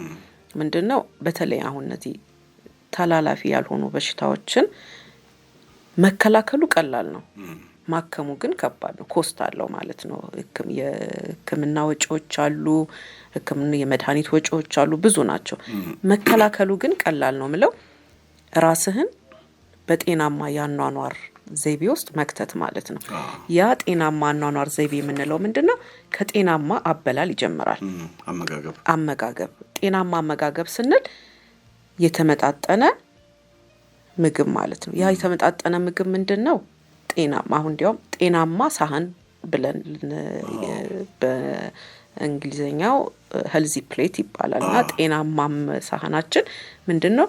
በአብዛኛው የሳህናችን ክፍል አትክልቶች የያዘ መሆን አለበት። ግማሹ 1/2 ማለት ነው። 1/4 ደግሞ ከጤናማ የፕሮቲን ይዘት የመጡ 1/4 ደግሞ እነዚህ በፋብሪካ ያልተቀነባበሩ ወይም ደግሞ ከነ ገለባቸው የተዘጋጁ ፋይበር ያላቸው የካርቦሃይድሬት ምንጮች መሆን አለባቸው። ንፍሮ አይነት ማለት ነው። እነ ንፍሮ ያልተፈተገ ገብስ፣ ስንዴም፣ አጃም ከነሱ የተዘጋጁ ዳቦዎች፣ እነዚህ ብዙ የፋብሪካ ፕሮሰስን ያላለፉ ማለት ነው። እነሱ መሆን አትክልቶች ደግሞ በአካባቢያችን የምናገኛቸው እኛ እንዲያውም በጣም እድለኞች ነን እኮ። በጣም ብዙ አትክልቶች አሉን፣ ያውም ውድ ያልሆኑ ማለት ነው፣ በቀላሉ ዋጋ የምናገኛቸው። እንዲሁም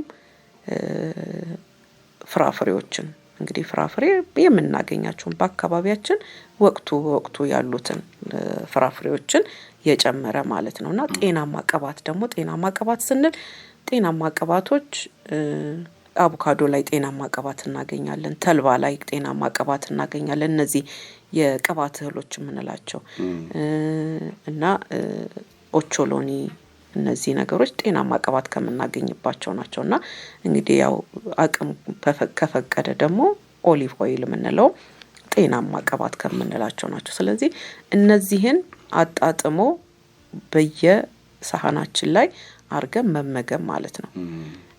አሁን እንዲህ ሲወራ ምናልባት ከባድ ሊመስል ይችላል፣ ግን በጣም ቀላል ነው። ስጋ ከምንገዛበት አትክልት መቼስ ብዙ ከባድ አይደለም። ስጋ በእርግጥ ያስፈልገናል። ቀይ ስጋ መጠቀም አሁን ፕሮቲን ይዘት ያላቸውን ስንል ቀይ ስጋን ጨምሮ ዶሮ፣ አሳ፣ እንቁላልን ይጨምራል። እንግዲህ እነዚህን ምግቦች አጣጥመን መመገብ ማለት ባላንስ አድርገን መመገብ አለብን ማለት ነው። አሳ አሁን ብታይ በጣም በገበያችን ላይ በጣም ዋጋውም ውድ ነው የምንለው አይደለም እና ግን የኛ የመጠቀም ባህላችን ነው። ስንጠቀም ምንድነው ወይ ወጥ ነው የምናረገው ወይም ደግሞ ስጋ ነው የምንበላው። አትክልቶችን የመመገብ እንዲሁ ከጎን አድርገን ምግቦቻችን ደግሞ ብዙ ጊዜ እሳት ላይ ብዙ ጊዜ ያጠፋሉ። ብዙ ዘይት ረጅም ጊዜ ይቆላላል እና የንጥረ ነገሮችን እንግዲህ ንጥረ ነገሮቹ ከጠፉ በኋላ ነው እንግዲህ እኛ ጋር ደርሶ ምንመገባቸው። ምን ወስደው የፋት ቅባት ደግሞ ያው ጤናማ ያልሆነ ቅባት አሁን ጮማን ሌሎች ደግሞ እንግዲህ ቂቤ የመሳሰሉት ነገሮችን በጥንቃቄ የምንጠቀማቸው ነገሮች ናቸው ማለት ነው። ስለዚህ የምግባችን ዋንኛው ክፍል አትክልት ሆኖ በዛ ፕሮቲን ካርቦሃይድሬት እና ጤናማ ፋትን የያዘ መሆኑን ማረጋገጥ አስተውለን ማየት አለብን። ሁሉ ጊዜ ስንበላ መብላታችንን ብቻ ሳይሆን ምንድነው ዛሬ የበላሁት ምንን አግኝቻለሁ ብለን ማሰብ ያስፈልጋል ማለት ነው። ሌላው ደግሞ እንግዲህ አካላዊ እንቅስቃሴ ማድረግ እንግዲህ አካላዊ እንቅስቃሴ ስንል የሚመቸንን ግዴታ ስፖርት ቤት ሄደን በመስራት ብቻ አይደለም። ወክ ማድረግ ሊሆን ይችላል። እኛ የምንወደውን አንድ ሰው ምርጫው የሆነውና የሚመርጠውን እንቅስቃሴዎች ወክ ማድረግ ሊሆን ይችላል፣ ዋና መዋኘት ሊሆን ይችላል፣ ዳንስ ሊሆን ይችላል።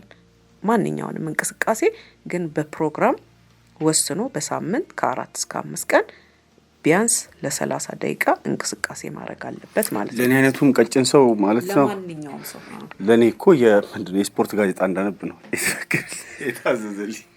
አይ በፍጹም ማንኛውም ሰው እንቅስቃሴ ማድረግ አለበት።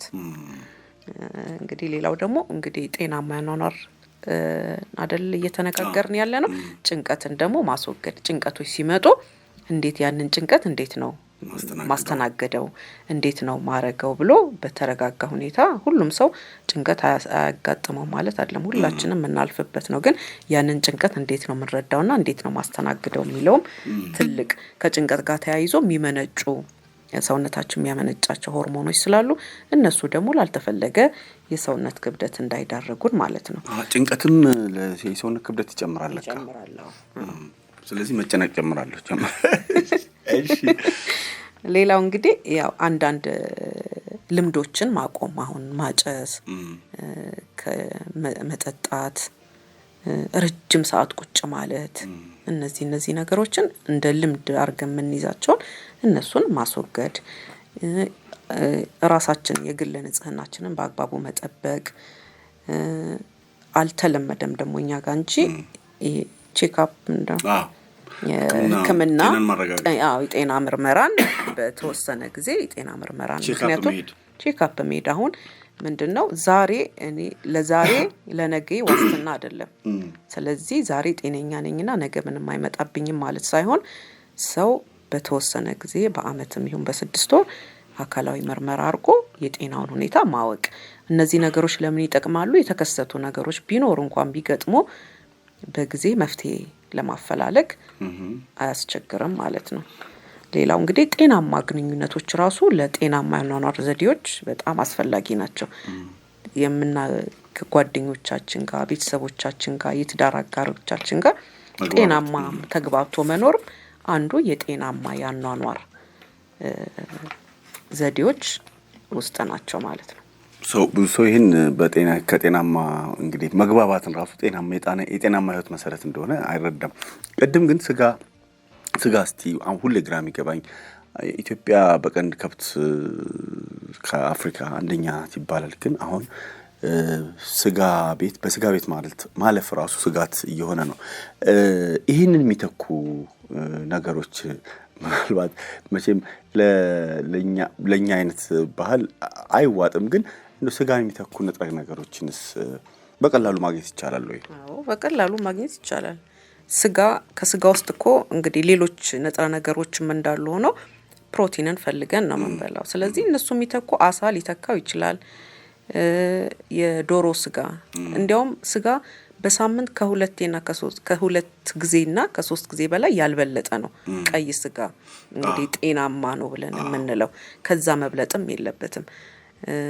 እንዲያውም ሁለት ቀን ሳይሆን 2 ሚል ማለት ነው። ሁለቴ በቀን አይደለም በሳምንት 2 ጊዜ ያልበለጠ ነው የሚለው። ሌላውን ደግሞ በሌሎች መተካት ማለት ነው። ስለዚህ አሳ ይተካዋል። አማራጮች የዶሮ ስጋ ጤናማ ናቸው። እነዚህ በሊን ፕሮቲን የምንላቸው ማለት ነው። ስለዚህ እነሱ ሊተኳቸው ይችላሉ። እንደገና ደግሞ በጾም ወቅት ደግሞ ከሆነ ቀደም ያነሳናቸው እነ ምስር፣ ሽምብራ፣ አኩሪ አተር፣ ባቄላ፣ አተር እነዚህ ነገሮች ሁሉ ሊተኳቸው ይችላሉ። ትልቁ ችግር አበሳሰላችን ላይ ነው። ሌላው እንግዲህ የህብረተሰባችን ትልቅ ማስተካከል ያለበት አበሳሰል ላይ ነው። በጣም ብዙ ምግቦች እንግዲህ ምግብን ጤና ከሚያሳጡ ነገሮች አንዱ ምግብን መጥበስ ነው። እንግዲህ በጣም በከፍተኛ ሙቀት እና በጋለ ዘይት ማጥበስ እነሱ ነገሮች የምግብን ጤና ከሚያሳጣውና ነገሮች አንዱ ናቸው። መጥበስ ማለት ለምሳሌ አትክልት ማረር የለበትም።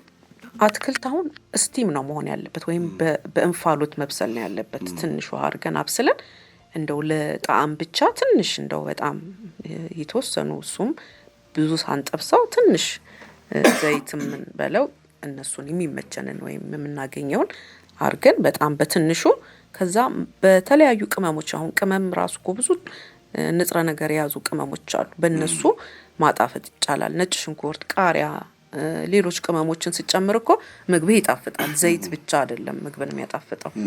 ዘይት እኛ አሁን እንደ ማህበረሰብም ብዙ የምናዳምጠው ምላሳችንን ነው። ምላሳችን የሚጣፍጠው ልክ ስናስገባው አፋችን ላይ የሚመቸንን ነው እንደ ጥሩ ምግብ አድርገን የምናየው እንጂ አመጋገባችን አሁን እንደተረዳሁት ሳናጣ እያጣን ነው ማለት ነው። በትክክል አሁን እኛ በአቅማችን አሁን እኮ ይሄን ስናነሳ ኢኮኖሚ አቅም አለ፣ የገንዘብ አቅም፣ ሌሎች ነገሮችም ሊኖሩ ይችላሉ። ግን በኑሮ ደረጃችን ግን እውቀቱ ካለንና ግንዛቤው ካለን ያለንን ነገር ጤናማ አድርገን መመገብ እንችላለን።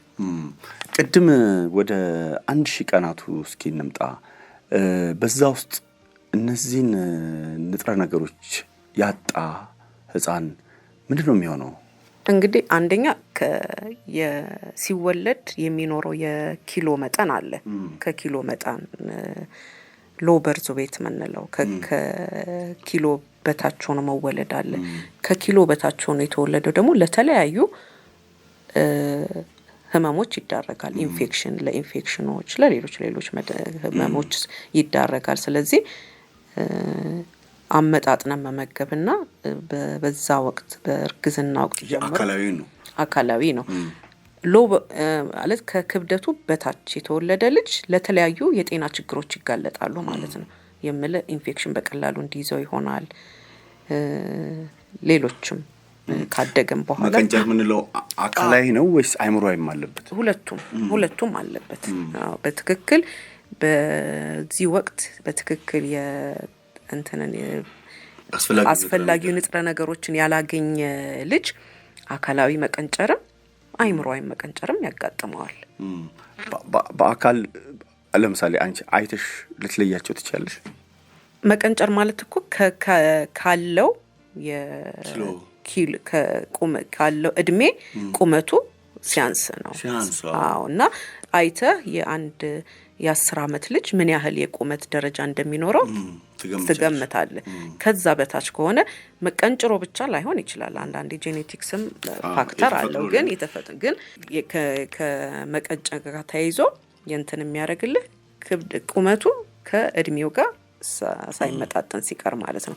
በዛው መጠን የአይምሮዊ መቀንጨር የመረዳት ክህሎት ማለት ነው። ትምህርት አሁን በትክክል ያልተመገበ ልጅ ትምህርት ቤት ሄዶ ተወዳዳሪ አይሆንም። የመረዳትም ችግር ይኖራል። ያስተሳሰብም እንደዛ ማለት ነው። ተናዳጅ ተቆጪ ሊሆን ይችላል።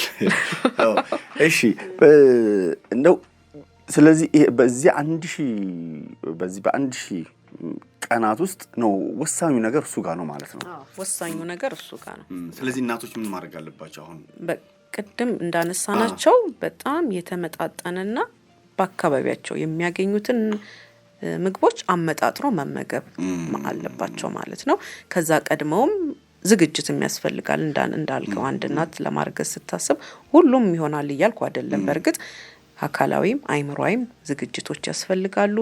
ቫይታሚኖች የተዘጋጁ በእርግዝና ጊዜ ከእርግዝናም ቀድሞ የሚወሰዱ ቫይታሚኖችን መውሰድ፣ ያገኘችውን ማለት ምግቦቿን አመጣጥና መውሰድ፣ በቂ ረፍት ማድረግ፣ በቂ ውሃ መጠጣት፣ መለስተኛ እንቅስቃሴዎችን ማድረግ አለባት ማለት ነው። ቅድም የከተማና አኗኗር የአኗኗር ዘይቤያችንን ስናነሳ አንዳንድ ሰዎች ምግብ ሱስ ነው ይባላል። ይሄን ምግብ አይመገቡ እባክዎ ታቆሙ፣ ይሄን በሕክምና በእናንተ ታዘው እንደው አጋጥሞሽ ያውቃል? ምግብ ማቆም የሚያቅታቸው ብዙ ጊዜ ተመልሰው ወደ ጤና ባለሙያ ይሄዳሉ። ይሄን ምግብ አቁሙ፣ ይሄ ኮሌስትሮል መጠኖት እንዲጨምሯል፣ እንደዚህ ሲባሉ እንዲህ የሚቸገሩ ሰዎች አሉ። አጋጥሞሽ ያውቃል? አዎ ያጋጥማል። ይሄ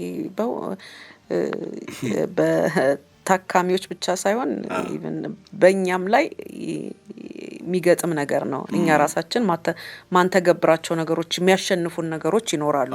ግን ምንድነው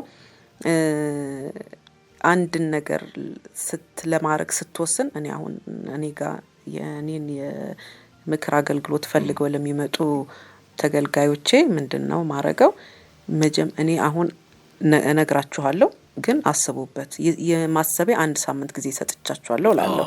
ምክንያቱም 1 አመት 2 አመት 2 ወር 3 ወር የምታረገው ነገር አይደለም። ከዚህ በኋላ የህይወት ልምድህ ነው የሚሆነው። በህይወት እስካለ ድረስ የምታረገው ነገር ነው።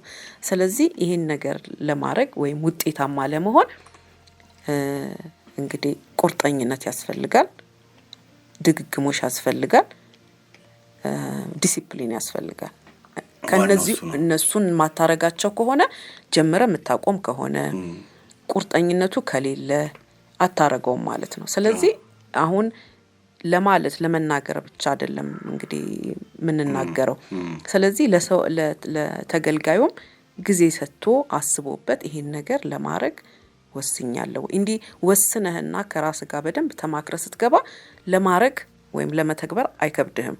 ስለዚህ እኔ ሁሌ የምናገረው ይሄን ነገር እንደዚህ ብታረጉ፣ ግን ይሄን ነገር ለማድረግ ከመነሳታችሁ ፊት ከራሳችሁ ጋር የ1 ሳምንት የስብሰባ ጊዜ ይኖራችሁ ለባው በደንብ ይሄን ነገር አረጋዋለሁ ወይ ሄደህ ማየት፣ እቃውን ልትመገብ ያሰብካቸው ምግቦች አሉ ወይ በአካባቢ ብለህ ማየት፣ ለመግዛት ዋጋ መጠየቅ ራሱ ትችላለህ። ዋጋ ጠይቀ አስበ ተዘጋጅተ ስትወስን ከዛ በኋላ ለማድረግ አይከብድህም ማለት ነው። ለምሳሌ ብዙ ጊዜ እንዲከለከሉ ግን የሚያቅታቸው ምን አይነት ምግብ ነው? አጋጥሞሽ ያውቃል? ያው እንግዲህ እኛ ሀገር ትልቁ እንጀራ፣ ዳቦ ማቆም እና ስጋ ማቆም በጣም ይከብዳቸዋል። ገምቻለሁ። ከባድ ነው። እኔም ብመከር የምችለው አይመስለኝም። ከዛ ግን እንጀራ አቁሜ ዳቦ አቁሜ ይሉሻል አይደል? ይሄ አንዳንዴ እንደውም ይሄን ሁሉ ዘመን የበላሁትን እንዴት አድርጌ ይሉሻል። ግን ይሄን የሚያልፉት አሉ። ለሁሉም ሰው እንጀራ አቁም፣ ዳቦ አቁም፣ ስጋ አቁም ብለን አንመክርም። እንደየሰውና እንደ ይዞ እንደመጣው የጤና ሁኔታ ይወሰናል። አንዳንድ ያልተስተካከለ የስኳር መጠን ይዞ ለመጣ ሰው ምናልባት ይሄን ነገር ልንል እንችላለን። ስኳሩን አስተካክሎ የሚፈልግበት ደረጃ እስኪደርስ ድረስ ደም ውስጥ ያለው የስኳር መጠን በጣም አልስተካከል ብሎ መድኃኒት እየወሰደም ማይስተካከል ከሆነ እንግዲህ ትልቁ የአኗኗር ዘይቤን መቀየር ትልቁ መፍትሄ ነው። አሁን ላይ እንዲያውም ብዙ ጥሩ የሆነ ኮሚትድ የሆኑ ያን ነገር ለመተግበር የማይቸገሩ ሰዎች የስኳር መጠናቸውን በጣም አስተካክለው የግፊት መጠናቸውን አስተካክለው የተሻለ ኑሮ እየኖሩ ያሉ ሰዎች አሉ። ይሄን ለማድረግ ግን ቀላል አይደለም። እንዳልኩ ትልቅ ውሳኔ ይጠይቃል። ስለዚህ ሁሉንም ሰው ይሄን ተው አንልም። እንደየሰው ይለያያል እና እንዴት አድርጎ መመገብ እንዳለበት ነው መክረው እንጂ እንደው ይሄ ምግብ የደረሰበት አትድረስ የሚባል ነገር የለም። ምናልባት በጣም እንግዲህ እሱን እኔ ደግመህ አትየው ልል የምችለው እነዚህ በጣም የተጠበሱ ነገሮች፣ በጣም በጋለ ዘይት የተጠብሰው የመጡ ነገሮች እነዚህ በጣም እንትን ከሆኑ ምንም ለማንም ለልጆችም ሆነ ለአዋቂም አይጠቅምም። ሌሎቹ ነገሮች ግን ለጊዜው አቁመው ከዛ ቀስ በቀስ ደግሞ የሚጀምሯቸውና በመጠን የሚያስኬዷቸው ምግቦች ግን አሉ። ወደ ህፃናት እስኪ እንምጣ ሉላ። አሁን ለወላጆች ትልቅ ፈተና የሚሆነው የታሸጉ ምግቦች፣ ጣፋጭ ነገሮች ልጆችን እንዴት ማስተው ይችላሉ? ማስጣል ይችላሉ? ማለማመድ እንዴት ይችላሉ? ከህክምናው ጋር እንደዚህ አይነት ገጠመኞች ካለሽ? እንግዲህ ማስተው ይችላሉ። እንግዲህ እያስለመዱ ያሉም ካሉ ለማስተው መዘጋጀት አለባቸው። ያላስለመዱም ገና ያልጀመሩም ከሆነ እንደዛ አይነት ምግቦች ጋር እንዳይሄዱ አለማስጀመሩ ጥሩ መፍትሄ ነው። እንግዲህ የታሸጉ ነገሮች ምንድነው በውስጣቸው እንዳይበላሹ ወይም ደግሞ ሼልፍ ላይፋቸውን ለማራዘም ሳይበላሹ እንዲቆዩ የሚደረጉ ፕሪዘርቫቲቭ የሚባሉ ነገሮች ማቆያዎች ናቸው። እነሱ ናቸው ጉዳት ያለው። ከዛ ደግሞ ሌሎች ደግሞ ምንጨምራቸው ማጣፈጫዎች አሉ፣ ከለር እንዲያገኙ ምንጨምራቸው። እነዚህ ሁሉ ኬሚካል ናቸው። ስለዚህ እነዚህ ሁሉ ለልጆች ከጥቅማቸው ይልቅ ጉዳታቸው ያመዝናል ብዬ ነው እንግዲህ እንደኔ እንደ ባለሙያ እንደተረዳሁት የምናገረውና ይሄን ነገር ሲያረጉ ልጆች እንዳሳደካቸው ነው። አንድን ነገር እኛ እኮ በፊት እኛ በመናድግበት ሰዓት እኮ ይሄ ሁሉ ነገር ያን ያክል የለም ነበር በጣም። ስለዚህ ይሄን ነገር አሁን ያው የንግዱም የብዙ ነገር ተጽዕኖ አለ። የምዕራባውያን ብዙ ተጽዕኖች አሉ። የሚገቡትን ምግቦች ወደ ሀገራችን የሚገቡት ምግቦች ላይም ቁጥጥር መላላት፣ ጥራታቸውን ያለ መጠበቅ ብዙ ነገሮች አሉ። ስለዚህ ይሄ እንግዲህ ወደፊት የመንግስትም ኃላፊነት ነው። ወደ ግለሰብም ስንመጣ የግለሰቡ ኃላፊነት ነው ማለት ነው። ስለዚህ ለልጁ የሚሰጠውን የሚመገበው ነው ደግሞ የሚገዛውን ነገር ጥቅምና ጉዳቱን በደንብ ለይቶ ማወቅ ያስፈልገዋል ማለት ነው። ግን ወላጆች ያው ሰበብ አጡ እምቢ አለኝ፣ አለቀሰ፣ ወዘተ ከልጅ ይበልጣል። አዎ እንግዲህ ያው ልጅህን አንተ እንዳሳደግከው ነው። መጀመሪያም ይሄ አያስፈልግም ብለህ ነግረህ ካሳደግከው እንደማያስፈልግ እየተረዳ ያድጋል። በእርግጥ አንተ ብታሳድግ ደግሞ ትምህርት ቤትም አለ። ይሄ ቀላል ይሆናል ብዬ አይደለም። አንተ የከለከልከውን ነገር ምናልባት ልጆች ሲወጡ ሊያገኙት ይችላሉ። ግን ምትችለውን ግን ቤት ውስጥ ማድረግ አለብህ። አንተ ስታረግ ነገም ሁሉም እየተረዳ ሲመጣ እኮ ማህበረሰቡ ሁሉ መረዳቱንና እውቀቱን ካገኘ ያን ነገር አያረግም ማለት ነው።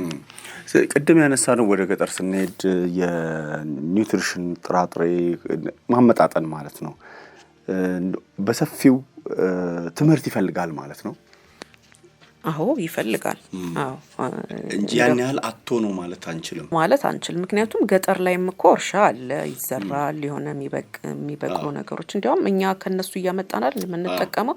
ስለዚህ የግንዛቤ እጥረት ነው የምለው። ስለዚህ ያንን ግንዛቤ ደግሞ የመፍጠር የጤና ባለሙያውም የመንግስትም ኃላፊነት ነው። ሉላ ረጅም ልምድሽን በዚህ ባጭር ጊዜ ውስጥ ስላካፈልሽን ሙያሽ ነገር ስለነገርሽን በጠባቡ ጊዜሽ በልጆቻችን ኢትዮጵያ ስም ሉላ አህመድ ከልብ አመሰግናለሁ። እኔም በጣም አመሰግናለሁ ጠርተህ ይሄንን የኔን ተሞክሮ እንዳጋራ። ተሳሳትኩ። ሉላ መሐመድ ነው ማህሙድ። እሺ ሉላ ማህሙድ። እሺ ከልብ አመሰግናለሁ። እሺ እኔም በጣም አመሰግናለሁ። ይሄንን እንግዲህ የተሞክሮዬን ለህብረተሰቡ እንዳጋራ ስላረክ እኔም አንተንም በጣም አመሰግናለሁ። በጣም ደስ ብሎኛል። አመሰግናለሁ። መልካም ጊዜ።